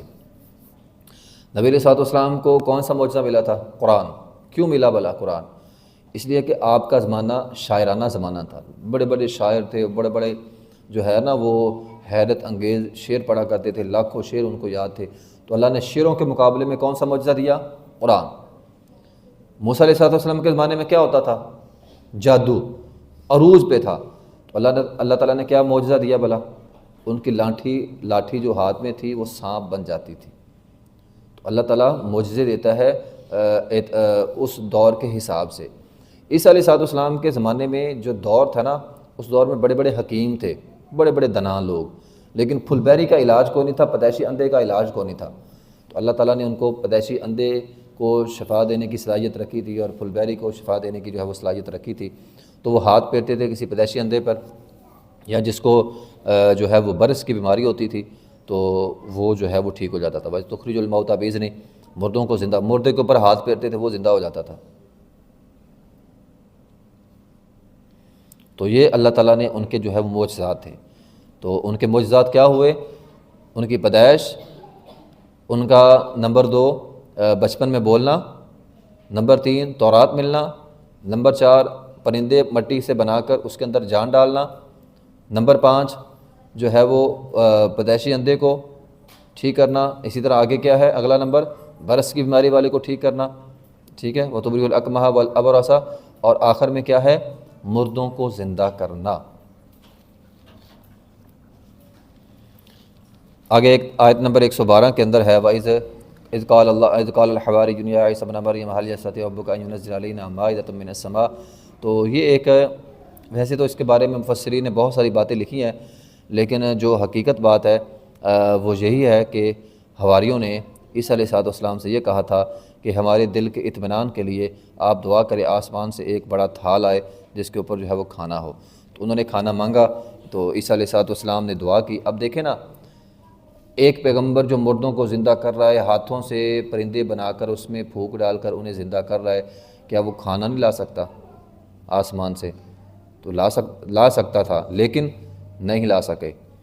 دنیا داری کے اعتبار سے جس کے پاس اتنی طاقتیں ہیں وہ یہ دعویٰ کر سکتا ہے کہ میں تو آسمان سے بھی کھانا لا سکتا ہوں، تو دعوے کو سب نے مان بھی لینا تھا، لیکن کہا نہیں، میں اللہ تعالیٰ سے دعا کروں گا۔ انہوں نے اللہ تعالیٰ سے دعا کی اور اللہ تعالیٰ نے آسمان سے مائدہ دسترخوان جو ہے وہ اتارا۔ بات یہ ہے کہ ہر پیغمبر اس میں ہمارے پیغمبر علیہ السلام بھی شامل ہیں، اگر اللہ تعالیٰ نے ان کو کوئی بھی معجزہ دیا ہے وہ اللہ کے حکم سے ہوتا ہے۔ پیغمبر اپنی مرضی سے اپنا معجزہ نہیں دکھا سکتا، ٹھیک ہو گیا؟ پیغمبر اپنی مرضی سے کوئی بھی معجزہ نہیں دکھا سکتا۔ جو بھی پیغمبر جو بھی معجزہ دکھاتا ہے وہ اللہ کے حکم اور اللہ کی اذن سے ہوتا ہے، اللہ کی اجازت سے ہوتا ہے۔ اب یہ نہیں تھا کہ عیسیٰ علیہ السلام کو اللہ تعالیٰ نے اتنی صلاحیت دی، اب وہ کچھ بھی کر سکتے تھے؟ نہیں کر سکتے تھے۔ وہ وہی کام کر سکتے تھے جس کی اللہ نے حکم اور اللہ نے اجازت دی تھی، اس سے آگے 1 انچ بھی نہیں بڑھ سکتے تھے۔ اللہ تعالیٰ نے ہمارے پیغمبر کے ہاتھ میں کیا رکھا تھا؟ ایک مرتبہ چاند کے 2 ٹکڑے کرنا۔ آپ علیہ السلام نے اشارہ کیا، چاند کے 2 ٹکڑے ہو گئے۔ اب یہ نہیں کہ نبی علیہ السلام نے بار بار یہ کام کیا، نہیں، ایک ہی دفعہ بس ختم۔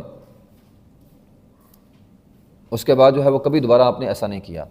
تو یہ معجزات ہوتے ہیں، یہ اللہ کے حکم سے ہوتے ہیں، جب اللہ کا حکم ہوتا ہے تب ہوتے ہیں، اس کے بعد جو ہے وہ یہ کام نہیں ہوتا بار بار، یا جب پیغمبر اپنی مرضی سے چاہے تو اب ایسا کر لے، تو ایسا نہیں ہوتا۔ اللہ کے حکم اور اللہ کے اذن سے پیغمبر جو ہیں وہ معجزات دکھاتے ہیں۔ تو انہوں نے کیا کہا؟ دعا کی اللہ تعالیٰ سے، اور اللہ تعالیٰ نے جو ہے وہ آسمان سے قال عیسیٰ ابن مریم اللہم ربنا انزل علینا مائدۃ من السماء تکون لنا عیدا لاولنا وآخرنا منک وارزقنا وانت خیر الرازقین۔ انہوں نے دعا کی اللہ ہم پر جو ہے وہ دسترخوان جو ہے وہ اتار دے۔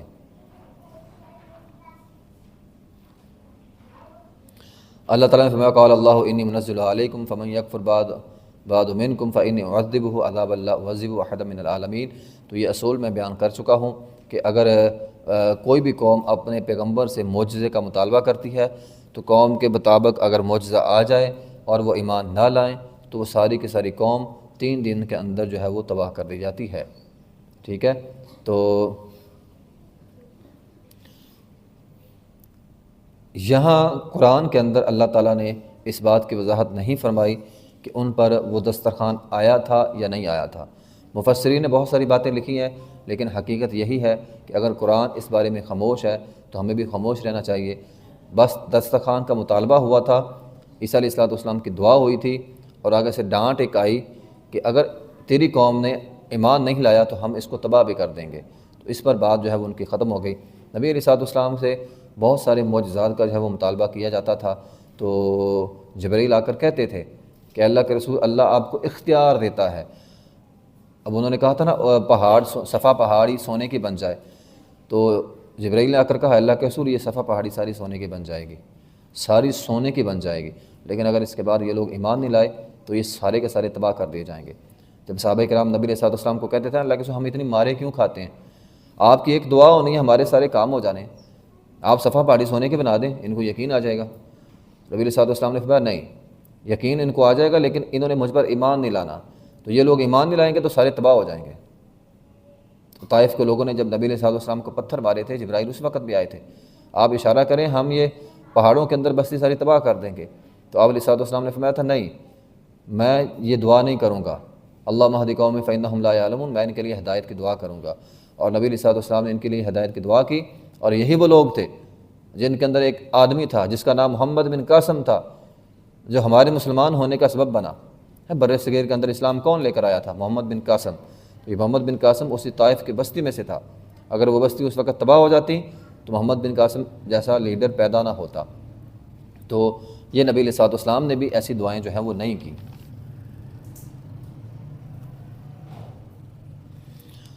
آگے ایک سوال ہے جو اللہ تعالیٰ قیامت کے دن عیسیٰ علیہ السلام سے کرے گا کہ اے عیسیٰ، کیا تو نے کہا تھا کہ مجھے اور میری ماں کو الہ بنا لو؟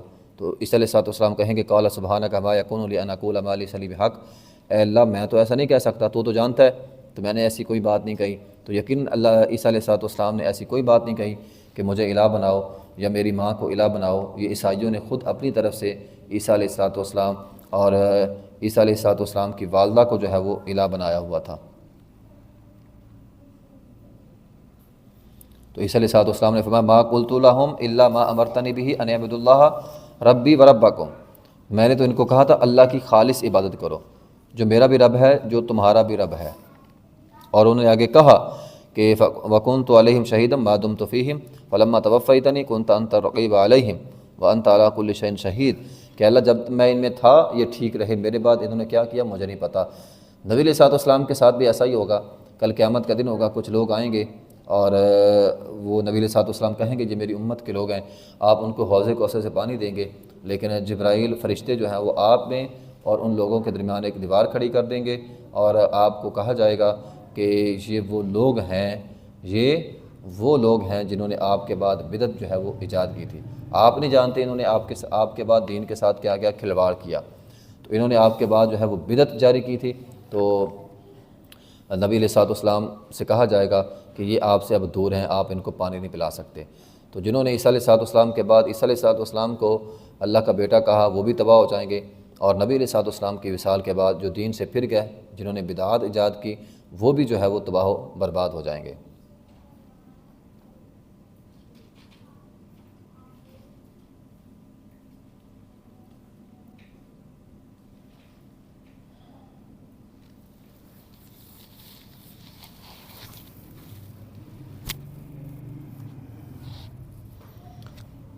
یہ آگے ہے سورہ الانعام۔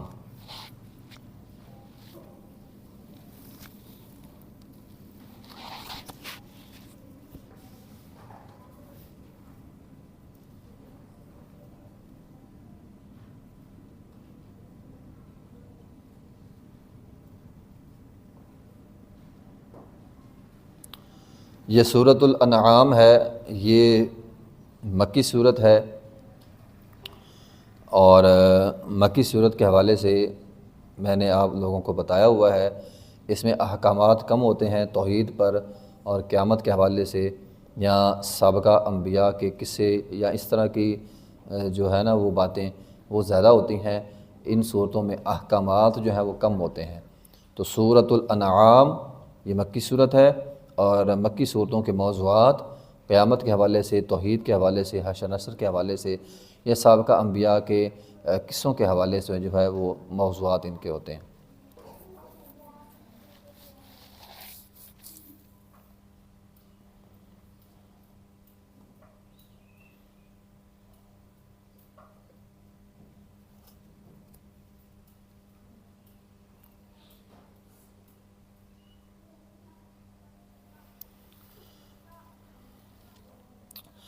بسم اللہ الرحمن الرحیم، الحمدللہ الذی خلق السماوات والارض وجعل الظلمات والنور ثم الذین کفروا بربہم یعدلون۔ تو تمام تعریفیں اللہ کے لیے ہیں۔ اس صورت کا آغاز الحمد سے ہوا ہے۔ الحمدللہ، الحمدللہ یہ اللہ تعالیٰ کو جو ہے وہ پسندیدہ جملہ ہے۔ کائنات کی ہر چیز اللہ تعالیٰ کی حمد بیان کرتی ہے۔ وَإِن مِّن شَيْءٍ إِلَّا يُسَبِّحُ بِحَمْدِهِ، تو کائنات کی تمام چیزیں اللہ تعالیٰ کی تعریف کرتی ہیں، تو ہمیں بھی اللہ تعالیٰ کی ہر حال میں تعریف کرنی چاہیے۔ الحمدللہ علی کل حال، ہم جس حالت میں ہیں، جس جگہ ہیں، جیسے رہ رہے، انسان کو ہر وقت اللہ کا جو ہے وہ شکر ادا کرنا چاہیے۔ اللہ تعالیٰ کا شکر ادا کرو، وہ رب جس نے آسمانوں کو پیدا کیا، زمین کو پیدا کیا، اور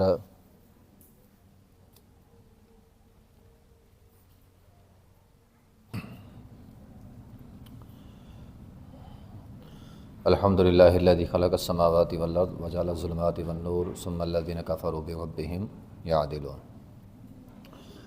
هو الذی خلقکم من طین ثم قضى اجلا واجل مسمى عنده ثم انتم تمترون۔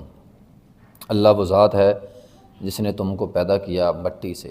تخلیق انسانیت، انسان کی تخلیق کے مختلف مراحل ہیں، ٹھیک ہے۔ نبی علیہ السلام نے فرمایا انسان کو، آدم علیہ السلام کو اللہ تعالیٰ نے ایک مٹی سے پیدا کیا، مٹی کے جوہر سے، ٹھیک ہے۔ تو مٹی کے مزاج کے مطابق انسانوں کے مزاج ہے۔ جس طرح مٹی جو ہے وہ سرخ ہوتی ہے، سیاہ ہوتی ہے، گندمی رنگ کی ہوتی ہے، سفید رنگ کی ہوتی ہے، اسی طرح انسانوں کے مزاج ہوتے ہیں۔ انسان بھی کوئی سرخ رنگ کا، کوئی سیاہ رنگ کا، کوئی گندمی رنگ کا، کوئی سفید رنگ کا ہوتا ہے۔ جس طرح مٹی نرم ہوتی ہے، سخت ہوتی ہے، انسان بھی بعض نرم ہوتے ہیں، بعض جو ہے وہ سخت مزاج کے ہوتے ہیں، کچھ اچھے مزاج کے ہوتے ہیں، کچھ برے مزاج کے ہوتے ہیں، اچھی اور بری مٹی کی طرح۔ تو اللہ تعالیٰ نے فرمایا وَلَقَدْ خَلَقْنَا الْإِنسَانَ مِنْ صُلَالَةٍ مِّن طِينٍ، انسان کو مٹی کے جوہر سے، جوہر کسے کہتے ہیں؟ عرق۔ اب کسی چیز کا عرق نکالتے ہیں نا، تو اللہ تعالیٰ نے مٹی گوندی اور مٹی کے جوہر سے، مٹی کے عرق سے انسان کو جو ہے وہ پیدا فرمایا۔ من طین، ایسی مٹی کو کہتے ہیں جس کے اندر پانی ملا ہوا ہو۔ جس طرح ہمارے ہاں بھی یہ پٹھے پر بھی مٹی کے اندر پانی ملا کے اسے جو ہے وہ تھوڑا سا سکھا کے اس سے اینٹیں بنائی جاتی ہیں، تو اللہ تعالیٰ نے بھی پانی ملا کے تھوڑا سا جب خشک ہوا تو اس وقت اس مٹی کے جوہر سے انسان کو جو ہے وہ پیدا فرمایا۔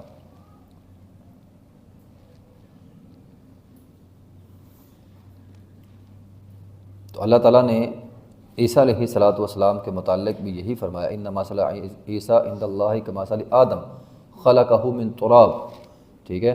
تو اللہ تعالیٰ نے فرمایا کہ ہم نے عیسیٰ علیہ السلام کو پیدا کیا ایسے جیسے آدم علیہ السلام کو پیدا کیا۔ تو آدم علیہ السلام کو ہم نے تراب سے پیدا کیا۔ تو قرآن کے اندر ایک لفظ تراب استعمال ہوا انسان کے لیے اور ایک تین۔ تو تین وہ مٹی جس کے اندر پانی ملا ہوا، تراب وہ مٹی جو خشک ہوتی ہے، یعنی پہلے اللہ تعالیٰ نے اس مٹی میں پانی ملایا اور پھر وہ خشک ہو گئی۔ جس طرح یہ خواتین آپ جو ہے وہ آٹا گوندتی ہیں، پانی ملاتی ہیں، پانی پھر سارا جو مکس کر کے وہ تھوڑا سا سخت ہو جاتا ہے، تو اس طرح اللہ تعالیٰ نے بھی پانی مٹی کے اندر ملایا، پھر وہ خشک ہوا، پھر اس کے ساتھ جو ہے وہ تخلیق انسانیت ہوئی، یعنی آدم علیہ السلام کو اللہ تعالیٰ نے مٹی سے پیدا کیا۔ مٹی سے پیدا کرنے کے بعد آگے جو آدم علیہ السلام کی نسل چلی وہ پانی سے چلی، ٹھیک ہے۔ وہ قرآن کے اندر ہے ثم خلقنا النطفة علقۃ، ایک نطفے سے اللہ تعالیٰ نے پیدا کیا، نطفے کو اللہ تعالیٰ نے علقہ بنایا، ٹھیک ہے، ایک خون بنایا، فخلقنا العلقۃ مضغہ، پھر خون سے آگے لوتھڑا بنا، لوتھڑے سے آگے جو ہے وہ عظاماً، اس کے اوپر ہڈیاں چڑھ گئی، فکسونا العظام لحما، ہڈیوں کے اوپر جو ہے وہ گوشت آ گیا۔ تو اس طرح جو ہے وہ ماں کے پیٹ کے اندر بچے کی جو ہے وہ پیدائش ہوتی ہے۔ تو اللہ وہ ذات ہے جس نے انسان کو مٹی سے جو ہے وہ پیدا کیا۔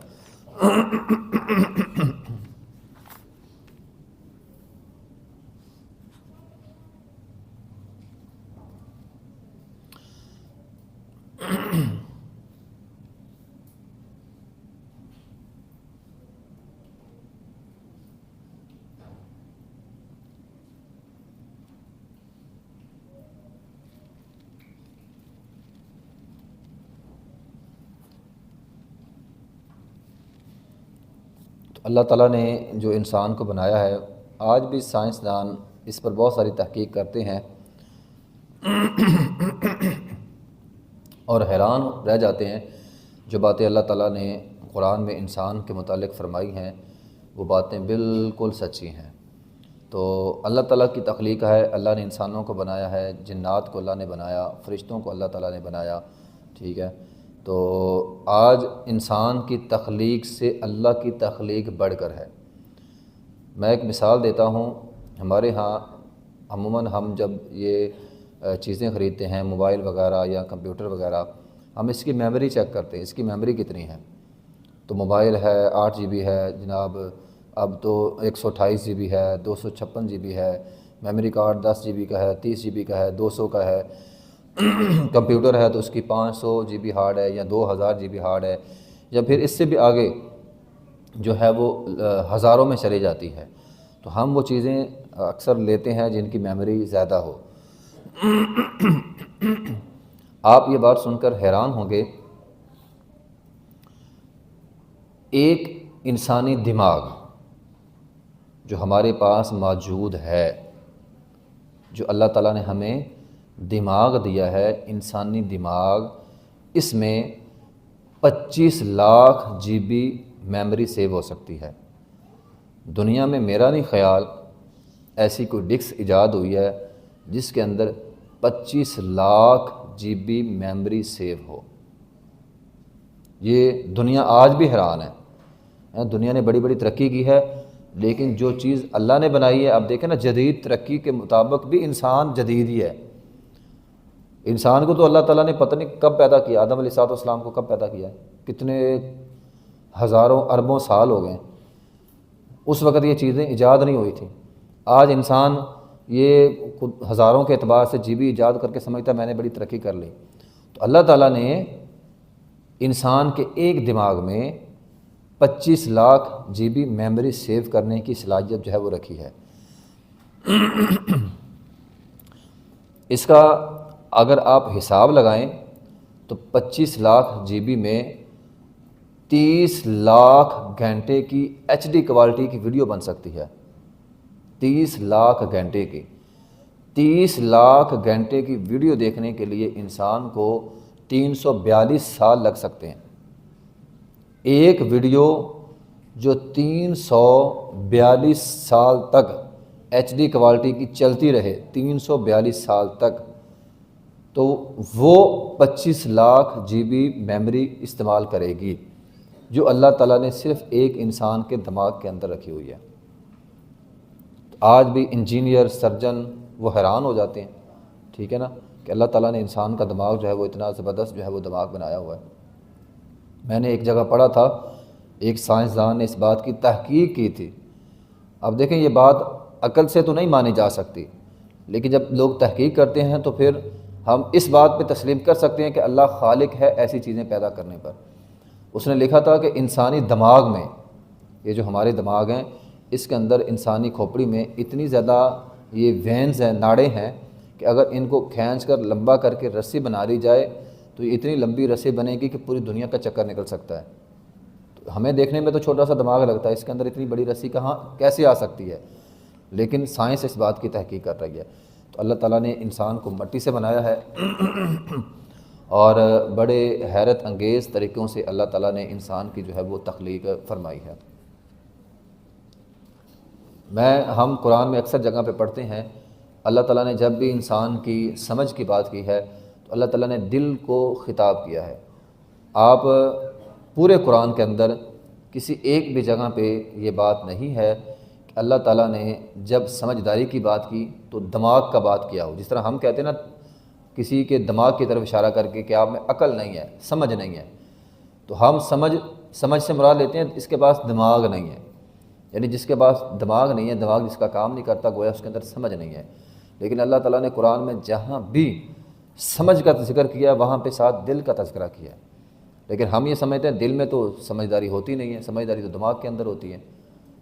لیکن اب سائنس اس بات پر پہنچی ہے کہ دل سے زیادہ، دماغ سے زیادہ سمجھداری دل کے اندر ہوتی ہے۔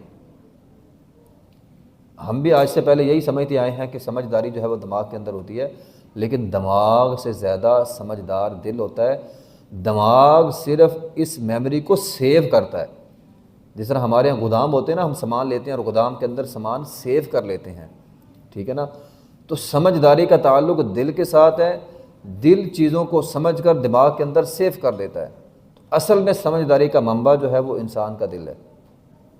تو یہ چھوٹا سا دل، اس کے اندر اللہ تعالیٰ نے جو ہے وہ بڑی صلاحیتیں جو ہیں وہ رکھی ہوئی ہیں۔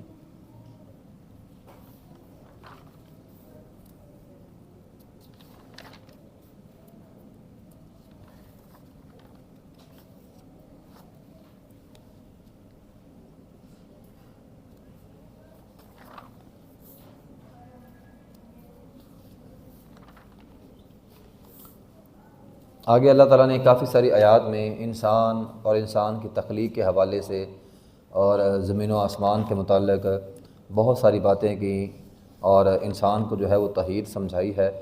تو کافی ساری آیات میں اللہ تعالیٰ نے یہی مسائل جو ہیں وہ بیان کیے ہیں۔ آگے جا کر اللہ رب العزت نے تقریباً آیت نمبر 50 کے اندر بھی اسی قسم کی باتیں جو ہے وہ کہی ہیں۔ قُلْ لَا أَقُولُ لَكُمْ عِنْدِي خَزَائِنُ اللَّهِ، یعنی چونکہ یہ مکی صورت ہے تو میں نے بتایا ہے کہ مکی صورتوں میں زیادہ احکامات نہیں ہوتے، ان میں توحید کے حوالے سے باتیں، رسالت کے حوالے سے باتیں ہوتی ہیں، اور اللہ تعالیٰ نے آیت نمبر 50 کے اندر کہا ہے قُلْ لَا أَقُولُ لَكُمْ عِنْدِي خَزَائِنُ اللَّهِ وَلَا أَعْلَمُ الْغَيْبَ، اے پیغمبر آپ ان بات کو اعلان کہہ دیں کہ میرے پاس خزانے نہیں ہیں اور نہ ہی میں غیب جانتا ہوں، وَلَا أَقُولُ لَكُمْ إِنِّي مَلَكٌ، اور نہ ہی میں یہ بات کہتا ہوں میں بادشاہ ہوں، إِنْ أَتَّبِعُ إِلَّا مَا يُوحَىٰ إِلَيَّ۔ اب دیکھیں یہ قرآن کی آیت ہے اور سادہ سا اس کا ترجمہ بھی اگر ہم پڑھیں نا تو ہمیں یہ بات جو ہے وہ سمجھ آتی ہے کہ نبی علیہ الصلوۃ والسلام کا مقام کیا ہے۔ تو آپ کی شان یہ ہے، آپ کا مقام یہ ہے کہ آپ پر وحی آتی ہے۔ اس سے بڑھ کر جو نبی علیہ الصلوۃ والسلام کے اندر اللہ تعالیٰ کی صفات شامل کرنے کی کوشش کرتے ہیں وہ غلط ہے۔ اب خزانوں کا مالک ہونا یہ اللہ تعالیٰ کی صفت ہے، علم غیب ہونا یہ اللہ تعالیٰ کی صفت ہے، ٹھیک ہے۔ تو اللہ تعالیٰ فرماتے ہیں اے پیغمبر آپ اپنی زبان سے اس بات کا اقرار کریں، ان کو کہیں کہ لا اقول لکم عندی خزائن اللہ، میرے پاس اللہ کے خزانے نہیں ہیں، خزانوں کا مالک اللہ ہے، ولا اعلم الغیب، نہ میں غیب جانتا ہوں، ولا اقول لکم انی ملک، اور نہ میں یہ کہتا ہوں کہ میں فرشتہ ہوں۔ تو آپ فرشتے بھی نہیں تھے، آپ غیب بھی نہیں جانتے تھے، اور آپ کے پاس غیب کے خزانے بھی نہیں تھے۔ میں یہ سمجھانا چاہتا ہوں کہ ہمیں غور کرنا چاہیے جب محمد رسول اللہ صلی اللہ علیہ وسلم اس بات کا اقرار کر رہے ہیں میرے پاس کو اللہ کے خزانے نہیں ہے، میں غیب نہیں جانتا، میں فرشتہ نہیں ہوں، تو پھر اللہ کے نبی کے بعد کوئی بھی ہستی ہو، کوئی بھی، جب اللہ کے نبی کے علاوہ تو ساری کائنات ہی آپ کے نیچے ہے، آپ تو سب سے اوپر ہیں، آپ سے سب کا مقام اعلیٰ ہے، تو اللہ کے نبی کے علاوہ اگر کوئی یہ دعویٰ کرتا ہے میں غیب جانتا ہوں، یا میرے پاس جو ہے وہ اللہ کے خزانے ہیں، یا میں فرشتوں کی صلاحیتیں رکھتا ہوں، تو وہ سارے جو ہیں وہ غلط ہو جائیں گے۔ جب نبی علیہ الصلوۃ والسلام اس بات کا اقرار کر رہے ہیں تو باقی کسی کی بات کی کوئی پرواہ نہیں ہے۔ تو اللہ کے نبی جب یہ کام نہیں کر سکتے تھے، اللہ کی صفات کو اپنے اندر شامل نہیں کر سکتے تھے، تو اللہ کے نبی کے علاوہ بھی کوئی نہیں کر سکتا۔ آگے آیت نمبر 52 کے اندر ہے وَلَا تَطْرُدِ الَّذِينَ يَدْعُونَ رَبَّهُمْ بِالْغَدَاةِ وَالْعَشِيِّ۔ مشرکین مکہ نبی علیہ الصلوۃ والسلام کو آ کر کہا کرتے تھے یہ غریب غربا مسلمان اپنے سے دور کر دیں، تو فرمایا پیغمبر یہ غریب غربا مسلمان اپنے آپ سے آپ نے دور نہیں کرنے۔ تو چند صحابہ کرام جو غریب ہوتے تھے، آل یاسر، بلال رضی اللہ تعالیٰ عنہ، سعد بن ابی وقاص رضی اللہ تعالیٰ عنہ، تو مکہ کے لوگ سمجھتے تھے غریب غربا ہم نے ان کے ساتھ نہیں بیٹھنا۔ تو قرآن کہتا ہے ان کے ساتھ بیٹھنا ہے بیٹھو، ان کے ساتھ اگر تم نے نہیں بیٹھنا تمہاری مرضی ہے، لیکن اے پیغمبر آپ نے ان صحابہ کرام کو اپنے سے جدا جو ہے وہ نہیں کرنا۔ آگے آیت نمبر 74 کے اندر اللہ تعالیٰ نے ابراہیم علیہ الصلوۃ والسلام کا تذکرہ کیا ہے۔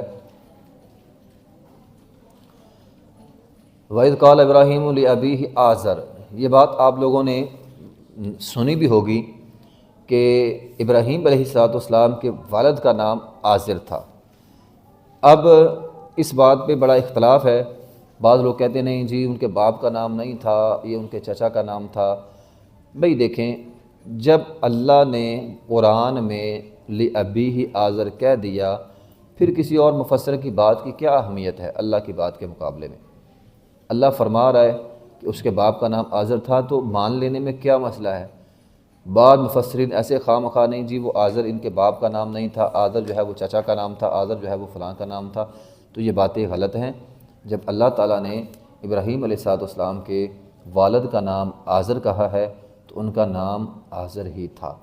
بعض کہتے چونکہ آزر در حقیقت ایک بت کا نام تھا تو وہ بت کی رکھوالی کرتے تھے، تو اسی بنا پر ان کا نام جو ہے وہ آزر پڑ گیا، تو آزر ان کے باپ کا نام تھا۔ اب یہاں سے چند آیات کے اندر ابراہیم علیہ الصلوۃ والسلام کا قصہ جو ہے وہ بیان ہوا ہے۔ ابراہیم علیہ الصلوۃ والسلام، یہ میں تھوڑی سی تاریخی باتیں کرنے لگا ہوں۔ تاریخی پس منظر کو اگر ہم سامنے رکھیں، تاریخی اعتبار سے بعض حقائق جو ہیں وہ تاریخ بیان کرتی ہے، وہ قرآن کے اندر بھی نہیں ہوتے، بعض چیزیں آپ کو حدیث کے اندر بھی شاید نہیں ملیں گی، لیکن تاریخی پس منظر سے کچھ باتیں جو ہیں وہ سمجھ آتی ہیں۔ تو تاریخی پس منظر اگر ہم سامنے رکھیں یا تاریخی کتابوں سے اگر ہم پڑھیں تو ہمیں پتہ چلتا ہے کہ ابراہیم علیہ الصلوۃ والسلام کا جو علاقہ تھا وہ جنوبی عراق، دریائے فرات کے کنارے پر، جو اس وقت کا تل ابیب موجودہ جو اسرائیل ہے اس کا دارالخلافہ جو ہے، دارالحکومت جو ہے تل ابیب جس جگہ پہ موجود ہے، اسی جگہ پہ کم و بیش اس کے قریب قریب جو ہے وہ ابراہیم علیہ السلام کی بستی تھی، علاقہ تھا جہاں پر ان کو نبی بنا کر جو ہے وہ بھیجا گیا، اور جہاں پر جو ہے وہ نمرود تھا۔ آج بھی تل ابیب کے اندر آثار قدیمہ اور کھنڈرات جو ہے وہ ہیں قدیم زمانے کے، اور اگر ان کھنڈرات کو دیکھا جائے تو پتہ یہ چلتا ہے کہ اس دور میں دولت کمانا، سود کھوری، اخلاقیات سے گری ہوئی باتیں، اور خاص طور پر عقیدے کے حوالے سے یہ قوم گمراہی کے گڑھے میں گری ہوئی تھی۔ تقریباً 5000 خداؤں کے نام دریافت ہو چکے ہیں۔ پتہ نہیں کتنے خدا انہوں نے بنائے تھے، لیکن تاریخ سے وہاں کے آثار قدیمہ سے پتہ یہ چلا ہے کہ کم از کم 5000 خدا تھے ان کے۔ پھر سورج کو، چاند کو، ستاروں کو اور بڑی بڑی چیزوں کو یہ جو ہے وہ خدا بنا لیتے تھے۔ تو یہ اصول یاد رکھیں، یہ قدرت کا ایک اصول ہوتا ہے، جب بھی برائی حد سے بڑھتی ہے تو کوئی روکنے والا ضرور آتا ہے۔ تو 5000 کم از کم ان کے خدا تھے، اس سے زیادہ بھی ہو سکتے ہیں۔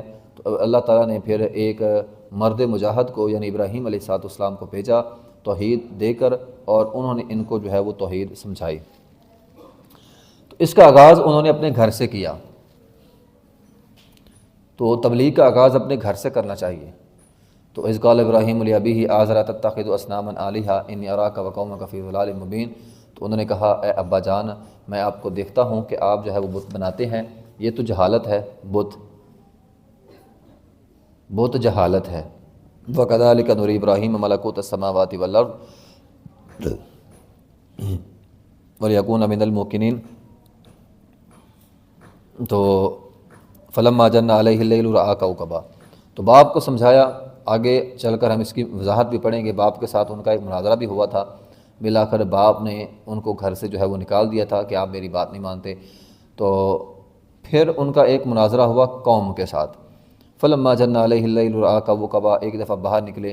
بعض لوگ، میں پہلے ہی اس کی وضاحت کر دوں، بعض لوگ یہ سمجھتے ہیں کہ پتہ نہیں ابراہیم علیہ السلام نے بچپن کسی خاص جگہ پہ گزارا تھا جہاں پہ کوئی چیز نہیں تھی، بعد میں جب مطلب بچہ بڑا ہوا کوئی 10-12 سال کا تو باہر نکلا تو اس وقت یہ واقعہ پیش آیا۔ تو یہ غلط بات ہے، اس وقت کا یہ واقعہ نہیں ہے۔ یہ سمجھدار تھے، بڑے تھے، اور جو ہے وہ جوانی کی عمر تھی، تو اس وقت انہوں نے قوم کو سمجھانے کی خاطر جو ہے وہ یہ واقعہ جو ہے وہ پیش آیا، جس کا تذکرہ اللہ تعالیٰ نے اب قرآن کے اندر کیا ہے۔ تو ایک دفعہ وہ باہر نکلے، انہوں نے ستارے کو دیکھا، کہا یہ ستارہ جو ہے وہ بڑا چمکدار ہے۔ لوگ ستارے کی عبادت کر رہے تھے، انہوں نے بھی لوگوں کو سمجھانے کے لیے ساتھ کھڑے ہو گئے۔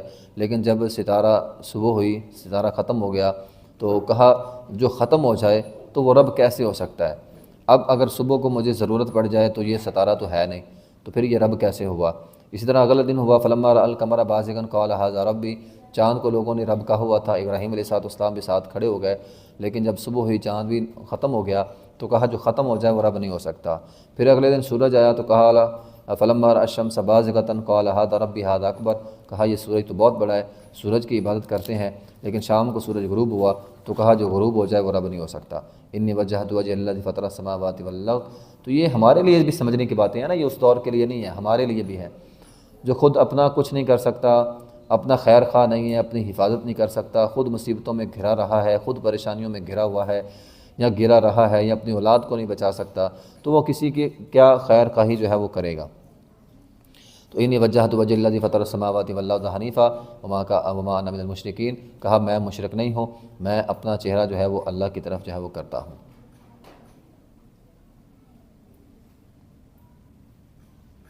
تو یہ ابراہیم علیہ السلام ہے۔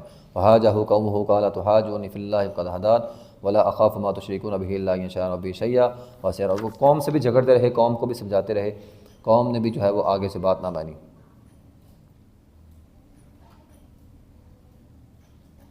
تو بہرحال اس اختلاف میں وتلک حجتنا آتینا ابراہیم علی قوم، اللہ تعالیٰ نے ابراہیم علیہ السلام کے درجات جو ہے وہ بلند فرمائے، اور ان کو اللہ تعالیٰ نے عزت اور احترام دیا۔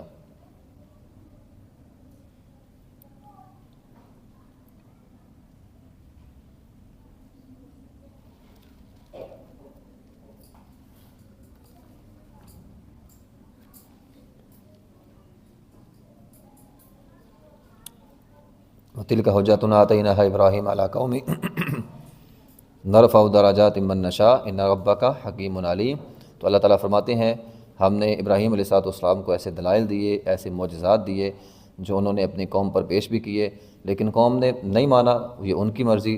نرفع درجات من نشاء، ملا کر ہم نے ابراہیم علیہ السلام کو بلند درجات جو ہے وہ عطا فرمائے۔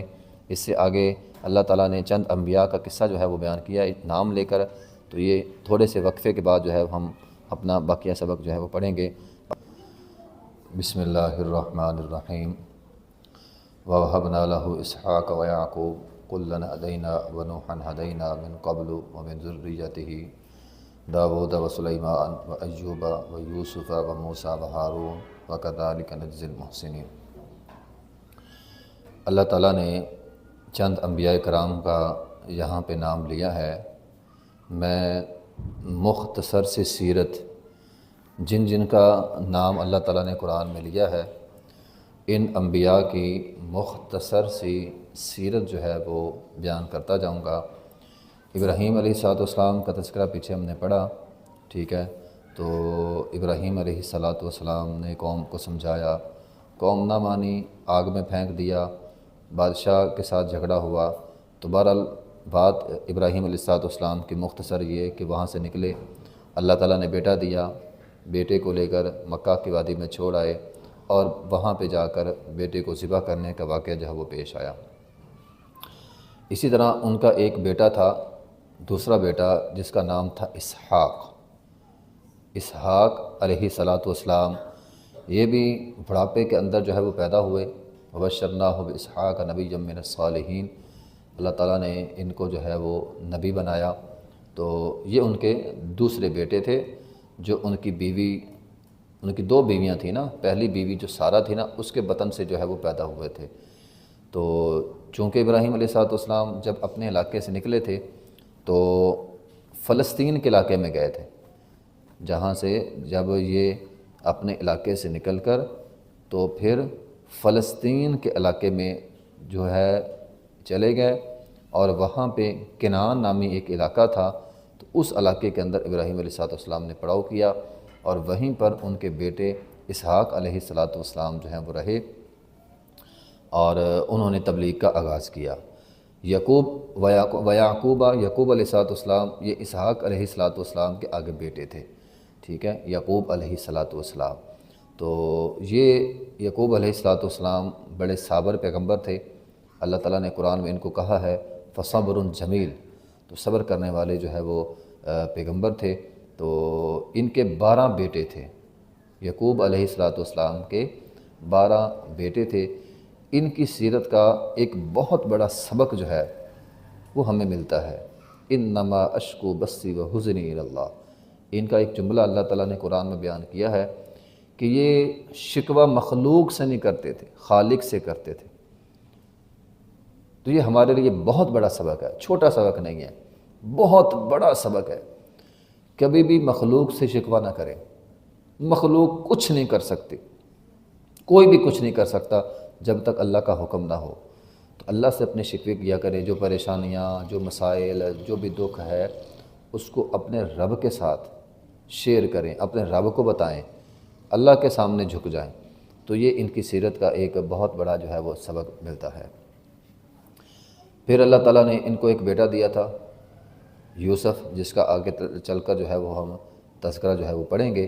تو بہرحال یعقوب علیہ السلام، قُلًّا ہدینا، ان تمام کو اللہ تعالیٰ نے ہدایت دی۔ ونوحًا ہدینا، نوح علیہ السلام، یہ اولو العزم پیغمبر ہیں نوح علیہ السلام، اور یہ وہ پہلے رسول ہیں۔ دیکھیے نبی میں اور رسول میں ایک فرق ہوتا ہے، آپ شاید جانتے ہوں گے، نبی اور رسول، ٹھیک ہے، رسول وہ ہوتا ہے جس کے اوپر ایک مکمل شریعت آتی ہے، اور نبی جو ہوتا ہے اس کے اوپر کوئی نئی شریعت نہیں آتی، وہ اسی سابقہ رسول کی شریعت کو آگے پہنچاتا ہے۔ مثال کے طور پر موسیٰ علیہ السلام رسول تھے، اور ان پر شریعت آئی تورات، ٹھیک ہے، اور ان کے بھائی ہارون علیہ السلام نبی تھے، جن پر کوئی الگ سے سیرت، کوئی الگ سے شریعت نہیں آئی، بلکہ وہ تورات کے احکامات ہی آگے لوگوں تک پہنچاتے رہے۔ ٹھیک ہے، تو نبی بہت زیادہ آئے ہیں لیکن رسول کم آئے ہیں۔ تو اس دنیا میں سب سے پہلا جو رسول تھے، ویسے تو آدم علیہ السلام کو بھی رسول کا درجہ دیا گیا ہے، لیکن اس کے بعد جن پر مکمل طور پہ شریعت اتری ہے وہ نوح علیہ السلام تھے۔ نوح علیہ السلام کی قوم بت پرست قوم تھی، ٹھیک ہے، تو اسی سے آگے پھر ابراہیم علیہ السلام کی قوم کے اندر بھی بت آئے۔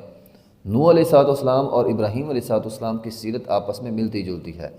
نوح علیہ السلام نے بھی بتوں کے خلاف کام کیا، ابراہیم علیہ السلام نے بتوں کے خلاف جو ہے وہ کام کیا۔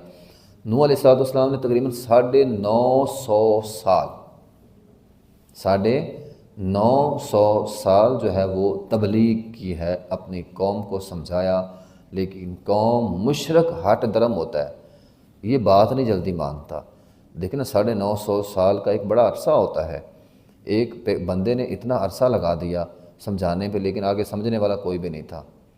تو اس میں یہ بھی سب پتہ چلا کہ ہمارا کام ہے تبلیغ کرتے رہنا، کوئی سمجھے نہ سمجھے وہ اس کا فعل ہے، ہمیں اپنی ذمہ داری جو ہے وہ ادا کرنی چاہیے۔ نوح علیہ السلام نے یقیناً اپنی ذمہ داری جو ہے وہ ادا کی، لیکن قوم نے ان کی بات جو ہے وہ نہیں مانی۔ تو بہرحال شرک کے خلاف نوح علیہ السلام نے بہت بڑا کام کیا۔ تو جس طرح قوم ابراہیم علیہ السلام کے مخالف ہوئی، نوح علیہ السلام کے بھی مخالف تھی، بلکہ ان کا اپنا خاندان مخالف تھا، ان کا بیٹا مخالف تھا۔ ابراہیم علیہ السلام کا تو باپ تھا نا، تو نوح علیہ السلام کا بیٹا مخالف تھا۔ بالآخر تنگ آ کر انہوں نے دعا کی تو اللہ تعالیٰ نے ان کو حکم دیا کشتی بناؤ۔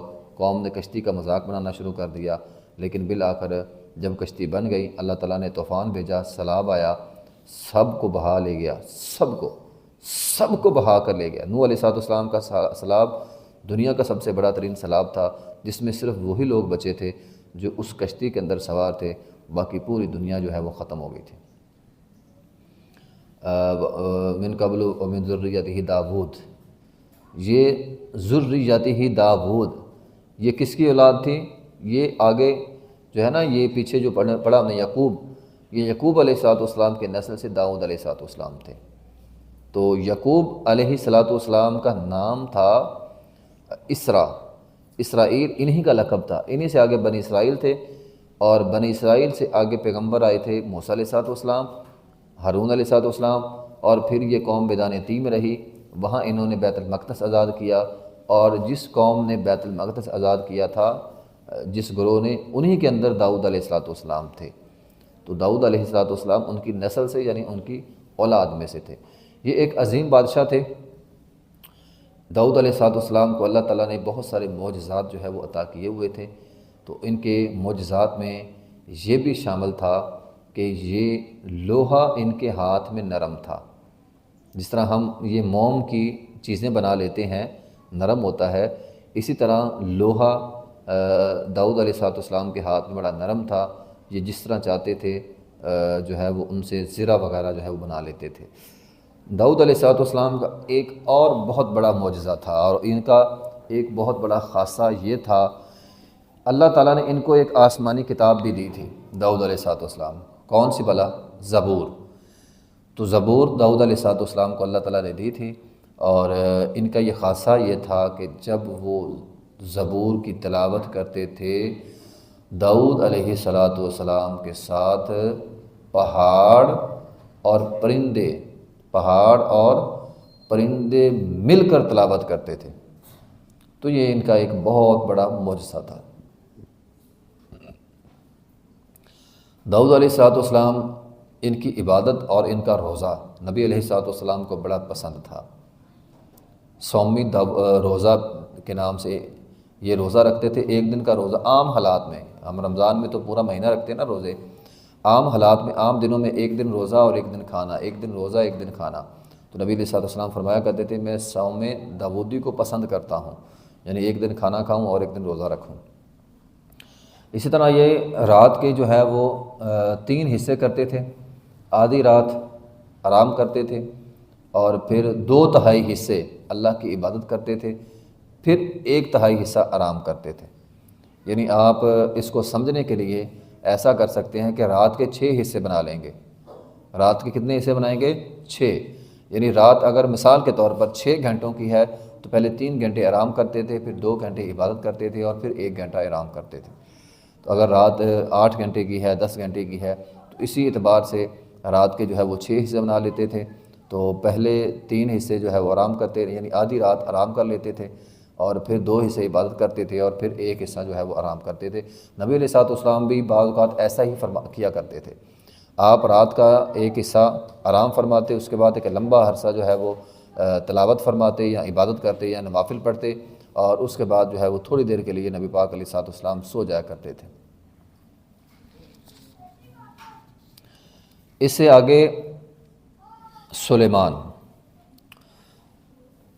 دنیاوی اعتبار سے اللہ تعالیٰ نے جو بادشاہت سلیمان علیہ الصلوۃ والسلام کو دی ہے، روح زمین پر کسی اور کو نہیں دی۔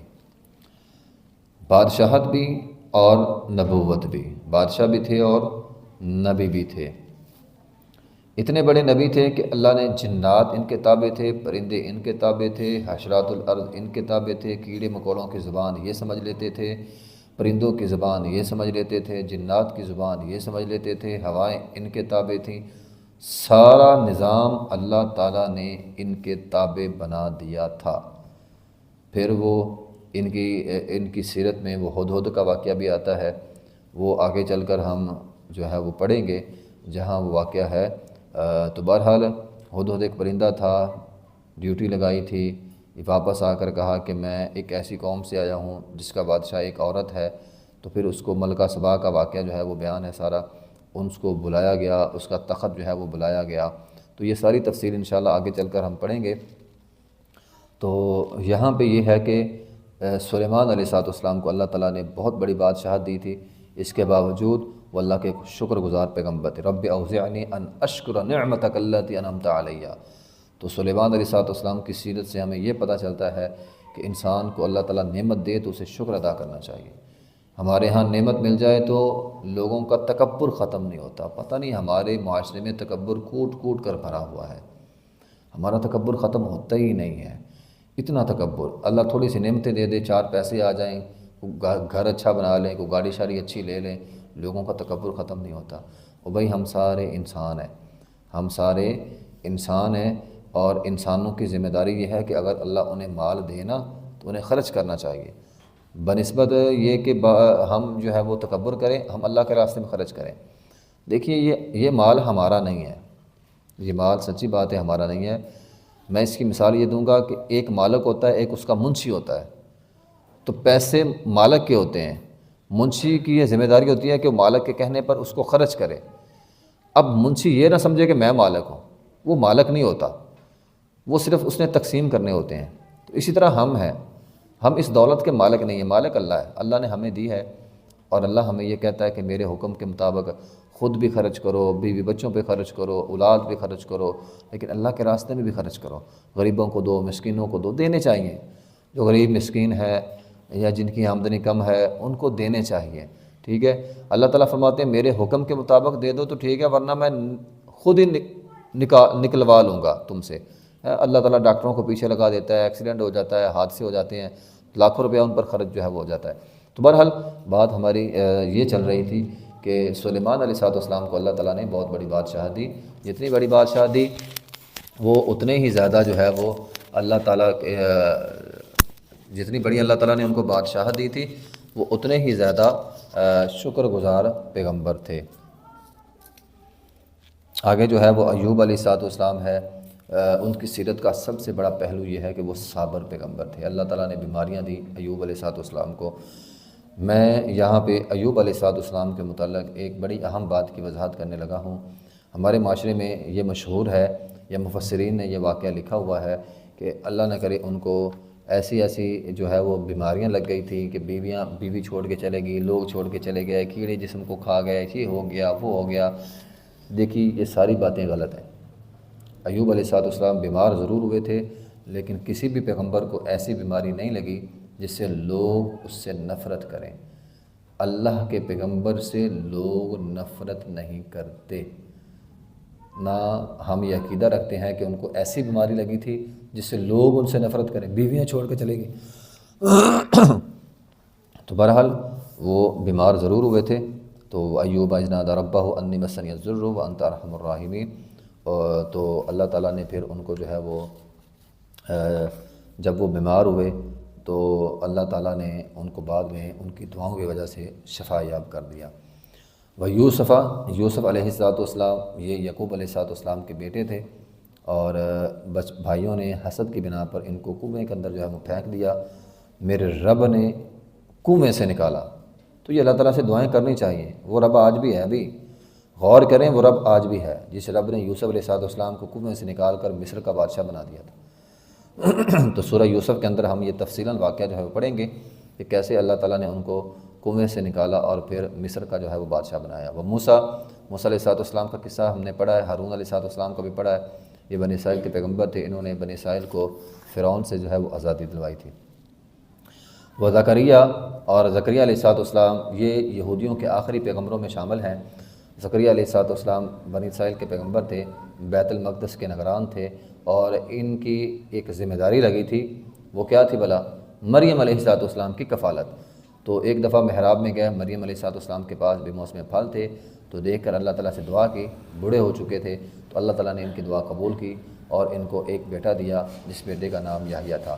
تو یحییٰ علیہ السلام اللہ کے پیغمبر تھے، اور ان کو بنی اسرائیل نے جو ہے وہ بعد میں قتل کر دیا تھا۔ عیسیٰ علیہ السلام بنی اسرائیل کے جو ہے وہ آخری پیغمبر تھے۔ عیسیٰ علیہ السلام کی پیدائش جو ہے وہ معجزانہ ہوئی تھی، یہ پیچھے ہم پڑھائے ہیں۔ الیاس علیہ السلام یہ بھی بنی اسرائیل کے جو ہے وہ ایک پیغمبر تھے، شام کے علاقے کے تھے۔ کل من الصالحین، یہ تمام کے تمام نیک انبیاء میں شامل تھے۔ و اسماعیل علیہ السلام یہ ابراہیم علیہ السلام کے پہلے بیٹے تھے، ٹھیک ہے۔ ذبیح اللہ یہی ہیں، زمزم کا واقعہ پیش آیا، کعبۃ اللہ کی تعمیری کا واقعہ جو ہے وہ پیش آیا، تو یہ اسماعیل علیہ السلام۔ یسع علیہ السلام یہ بھی الیاس علیہ السلام کے یہ جانشین تھے۔ یونس علیہ السلام کا واقعہ ہے۔ یونس علیہ السلام ان کی سیرت کا ایک بڑا اہم پہلو ہے کہ یہ مچھلی کے پیٹ میں گئے تھے، قوم کو سمجھایا، قوم نے بات نہیں مانی، قوم سے ناراض ہو کر وہاں سے نکل کر گئے، سمندر میں گئے، اور بالآخر سمندر میں چھلانگ لگائی تو مچھلی کے پیٹ کے اندر چلے گئے، اور لا الہ الا انت سبحانک انی کنت من الظالمین دعائیں مانگی۔ تو دعاؤں کے نتیجے میں اللہ تعالیٰ نے یونس علیہ السلام کو اللہ تعالیٰ نے یونس علیہ السلام کو مچھلی کے پیٹ سے نکالا۔ تو جب یونس علیہ السلام کو مچھلی کے پیٹ سے نکالنے پر قادر ہے، وہ ہمیں بھی مصیبتوں پریشانیوں سے نکالنے پر قادر ہے۔ لوط علیہ السلام تھے، ان کی قوم کے اندر ایک برائی یہ تھی کہ وہ بدفعلی کرتے تھے، ٹھیک ہے۔ تو مرد کے ساتھ جو ہے وہ لڑکا لڑکے کے ساتھ بدفعلی کرتا تھا، تو اللہ نے دنیا کا سب سے بھیانک عذاب ان کو دیا۔ آپ اندازہ لگائیں کتنا بھیانک عذاب ہوگا کہ پوری بستی زمین سے اٹھا کر آسمان پر لے جائی گئی اور وہاں سے الٹا کر کے ان کو نیچے پھینکا گیا، اور پھر ان کے اوپر پتھروں کی بارش ہوئی۔ تو یہ بڑی بھیانک سزا ہے، ایسی سزا اللہ تعالیٰ نے کسی کو نہیں دی۔ تو بے حیائی کی سزا یہ ہوتی ہے، وَأَمْطَرْنَا عَلَيْهَا حِجَارَةً مِّن سِجِّيلٍ، اوپر سے پتھروں کی بارش اللہ تعالیٰ نے کی۔ تو بے حیائی کو اللہ تعالیٰ کسی بھی صورت کسی بھی طرح قبول نہیں فرماتے۔ پھر آگے بہت ساری آیات ہے اسی حوالے سے ہے، توحید اور شرک کے حوالے سے۔ آگے چل کر اللہ تعالیٰ نے شرک کی ایک قسم جو ہے وہ بیان کی ہے آیت نمبر 136 میں۔ سورہ انعام کی آیت نمبر 136 کے اندر اللہ تعالیٰ نے یہ بیان کیا ہے، یہ جو مشرک تھے نا، چونکہ مکی صورت ہے، شرک پر باتیں زیادہ ہیں اور انبیاء کے قصوں کے حوالے سے باتیں زیادہ ہیں، تو وَجَعَلُوا لِلَّهِ مِمَّا ذَرَا مِنَ الْحَرْثِ وَالْأَنْعَامِ نَصِيبًا فَقَالُوا هَذَا لِلَّهِ بِزَعْمِهِمْ وَهَذَا لِشُرَكَائِنَا وَمَا كَانَ لِشُرَكَائِهِمْ فَلَا يَصِلُ إِلَى اللَّهِ وَمَا كَانَ لِلَّهِ فَهُوَ يَصِلُ إِلَى شُرَكَائِهِمْ سَاءَ مَا يَحْكُمُونَ۔ اب اس کو تھوڑا سا سمجھ لیں، وقت بھی ہمارے پاس قلیل ہے۔ شرک کیا تھا ان کا؟ شرک یہ تھا کہ انہوں نے کیا کیا کہ جو فصلیں ہوتی ہیں نا، فصلیں، اناج پہ انہوں نے کیا کیا کہ اناج کی قسمیں بنا لیں۔ مثال کے طور پر اگر کسی کے پاس زمین ہے نا، تو زمین کا اتنا حصہ اللہ کے نام پہ، اتنا حصہ ہمارے بت کے نام پر، اور یہ باقی سارا ہمارا، ٹھیک ہے۔ اب مثال کے طور پر جو حصہ انہوں نے اللہ کے نام پہ رکھا ہوتا تھا، اس کی فصل یہ غریبوں مسکینوں میں بانٹ دیتے تھے۔ جو حصہ انہوں نے بتوں کے نام پہ رکھا ہوتا تھا، وہ بتوں کے مجاوروں کے نام پر چلا جاتا تھا، اور باقی یہ خود رکھ لیتے تھے۔ ہوتا یہ تھا کہ اگر اللہ کا حصہ، اگر بتوں کا حصہ، یعنی جتنا زمین کا ٹکڑا انہوں نے رکھا ہوتا تھا یہ بتوں کے نام پر ہے، اب اس بتوں کے نام والے حصے کی فصل کم آئی، مثال کے طور پر آنی چاہیے تھی، میں مثال کے طور پر بات کروں 5 من، تو اب وہ 5 من اناج کی بجائے اناج ہوا 4 من۔ اب وہ جو مجاور ہوتے تھے وہ کہتے تھے ہم نے تو 4 من نہیں لینا، ہم نے تو 5 من ہی لینا ہے، تو ہمارا پورا کرو۔ تو یہ مجاوروں کا، بتوں کا حصہ پورا کرنے کے لیے وہ جو ایک حصہ رکھا ہوتا تھا اللہ کے نام کا، اس میں سے 1 من لے کر یہ مجاوروں کو 5 من پورے کر دیتے تھے، اور جو اللہ کے نام پہ رکھا ہوتا تھا غریبوں مسکینوں کو دینے کے لیے، وہ حصہ جو ہے وہ کم ہو جاتا تھا۔ لیکن جب اس کے الٹ ہوتا، جو حصہ اللہ کے نام پہ رکھا ہوتا، اگر وہ 5 من تھا تو وہ 4 ہوتا، تو پھر بتوں والے حصے سے یہ کچھ نہیں لیتے تھے۔ تو اللہ تعالیٰ نے فرمایا یہ تمہاری کیسی بے ڈھنگی جو ہے وہ ترتیب ہے کہ تم اللہ کا حصہ رکھتے ہو اور اس میں سے بھی پھر کم کر دیتے ہو۔ تو بزعمہم، وقال، وہ کہتے تھے فقالوا ھذا للہ، یہ اللہ کے لیے حصہ ہے، بزعمہم، ان کے خیال کے مطابق، وھذا لشرکائنا، یہ ان کے شرکاء کے لیے ہے، فما کان لشرکائہم فلا یصل الی اللہ وما کان للہ فهو یصل الی شرکائہم۔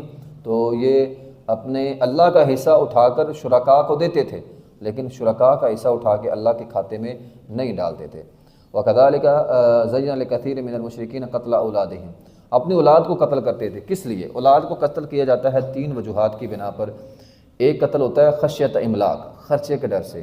آج بھی لوگ خرچے کے ڈر سے اپنے بچوں کو جو ہے وہ قتل کر دیتے ہیں، مطلب بچپن میں پیدا نہیں ہونے دیتے، بچوں کو جو ہے وہ قتل کر دیتے ہیں۔ یا بچوں کا قتل ہوتا ہے، بیٹیوں کا قتل ہوتا ہے، اس دور میں ہوتا تھا لڑکی پیدا ہوئی ہے اسے قتل کر دو، غیرت کے نام پر قتل ہوتے ہیں ہمارے معاشرے میں بھی۔ تیسرا قتل یہ ہوتا تھا بچوں کا کہ بچوں کو بتوں کے نام پر ذبح کر دیا جاتا تھا۔ اگر کسی کے بچے بیٹے زیادہ پیدا ہوئے ہیں تو کہہ دیا جاتا تھا فلاں بیٹا، اگر 5 بیٹے ہیں تو 5واں بیٹا اللہ بتوں کے نام پر ذبح کر دیا جائے گا۔ آپ نے تاریخ اسلام کے اندر یہ بات پڑھی ہوگی کہ نبی علیہ الصلوۃ والسلام کے جو والد محترم تھے، نبی علیہ الصلوۃ والسلام کے دادا جان عبد المطلب جو تھے، انہوں نے یہ نظر مانی تھی کہ اگر میرے 10 بیٹے پیدا ہوئے تو 10واں بیٹا بتوں کے نام پر میں ذبح کر دوں گا، 10واں بچہ بتوں کے نام پر ذبح کر دوں گا۔ اور 10واں بچہ بھلا کون سا تھا؟ عبداللہ، جو نبی علیہ الصلوۃ والسلام کے والد تھے۔ پھر عبداللہ کو پکڑا گیا، بتوں کے نام پر ذبح کرنے لگے، لیکن قوم والے آگے، ان کا بچہ بہت پیارا ہے، ہم نے اس کو ذبح نہیں ہونے دینا۔ پھر اس نے کہا میں نے تو نظر مانی ہے کہ میں اپنے بیٹے کو ذبح کروں گا۔ تو کہا نظر، پھر ایک کاہن کے پاس چلے گئے، اس نے کہا کہ ایک طرف عبداللہ کو رکھو اور ایک طرف اونٹوں کی پرچی ڈالو۔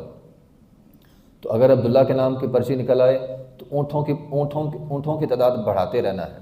پھر 2 پرچیاں ڈالی گئیں، ایک طرف عبداللہ کے نام کی پرچی تھی، ایک طرف اونٹوں کے نام کی پرچی، 10 اونٹوں کے نام کی پرچی تھی۔ پرچی عبداللہ کے نام کی نکلی، پھر 10 اونٹ بڑھا دیے گئے، پھر عبداللہ کے نام کی پرچی نکلی، پھر 10 اونٹ بڑھا دیے گئے، پھر عبداللہ کے نام کی پرچی نکلی، پھر 10 اونٹ بڑھا دیے گئے، کرتے کرتے 100 اونٹ ہو گئے۔ جب 100 اونٹ ہوئے تو پھر اونٹوں کے نام کی پرچی نکلی، تو 100 اونٹ جو ہے وہ عبداللہ کے نام پر اس کے جو ہے وہ ذبح کر دیے گئے، 100 اونٹ ہے۔ تو یہی کفارہ اسلام کے اندر بھی ہے کہ اگر کوئی انسان کسی انسان کو قتل کرتا ہے تو 100 اونٹ اس کی دیت ہے، تو 100 اونٹ جو ہے وہ دیت ہے۔ تو اس طرح اپنی اولاد کو جو ہے وہ بتوں کے نام پر جو ہے وہ قتل کرتے تھے۔ وقالوا هذه انعام حرث حجر لا يطعمها الا من نشاء بزعمهم فانعام حرمت ظهورها وانعام لا يذكرون اسم الله عليها افتراء عليه۔ یہ بھی ان کی ایک شرک کی قسم تھی کہ فصل کے اندر انہوں نے حصے مقرر کیے ہوئے تھے اور کہہ دیتے تھے کہ یہ فصل جو ہے وہ عام لوگوں کے لیے ممنوع ہے، ہم جس کو اجازت دیں گے یہ فصل وہی کھائے گا۔ یعنی بت خانے کے نام پر انہوں نے فصل رکھی ہوتی تھی، بت خانے کے نام پر انہوں نے جانور رکھے ہوتے تھے، ٹھیک ہے۔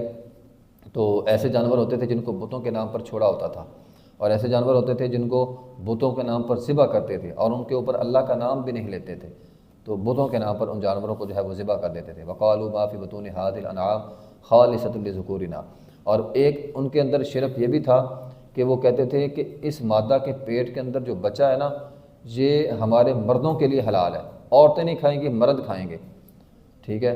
تو اگر وہ بچہ جو ہے وہ مردہ پیدا ہوتا تو پھر کھانے کے اندر سارے برابر شریک ہو جاتے، لیکن اگر وہ زندہ پیدا ہوتا تو پھر صرف اس کو مرد کھاتے، عورتیں نہ کھاتے۔ تو اس طرح کے شرک جب انسان دین سے ہٹتا ہے، توحید سے ہٹتا ہے، تو پھر اس قسم کا شرک جو ہے وہ انسانوں کے اندر جو ہے وہ پایا جاتا ہے۔ تو بہرحال ایسی بدعات اور شرک سے ہم دیکھیں نا، یہ ان کی باتیں ہیں، یہ ہم تو مسلمان ہیں نا، ہمیں ایسے کام نہیں کرنے چاہیے۔ بت ہے یا کوئی بھی قبر ہے، اس کے نام پہ چیزیں منسوب کر دینا یا ان کے نام پر منسوب کر کے ان کا احترام کرنا، تو ایسی چیزیں جو ہیں وہ ہمیں ایز اے مسلمان ہونے کے ناطے جو ہے وہ نہیں کرنی چاہیے۔ یہ سورہ انعام جو ہے وہ ہماری انشاءاللہ ختم ہوئی ہے، کل سے سورہ اعراف کا جو ہے وہ ہم آغاز کریں گے۔ وآخر دعوانا الحمدللہ رب العالمین۔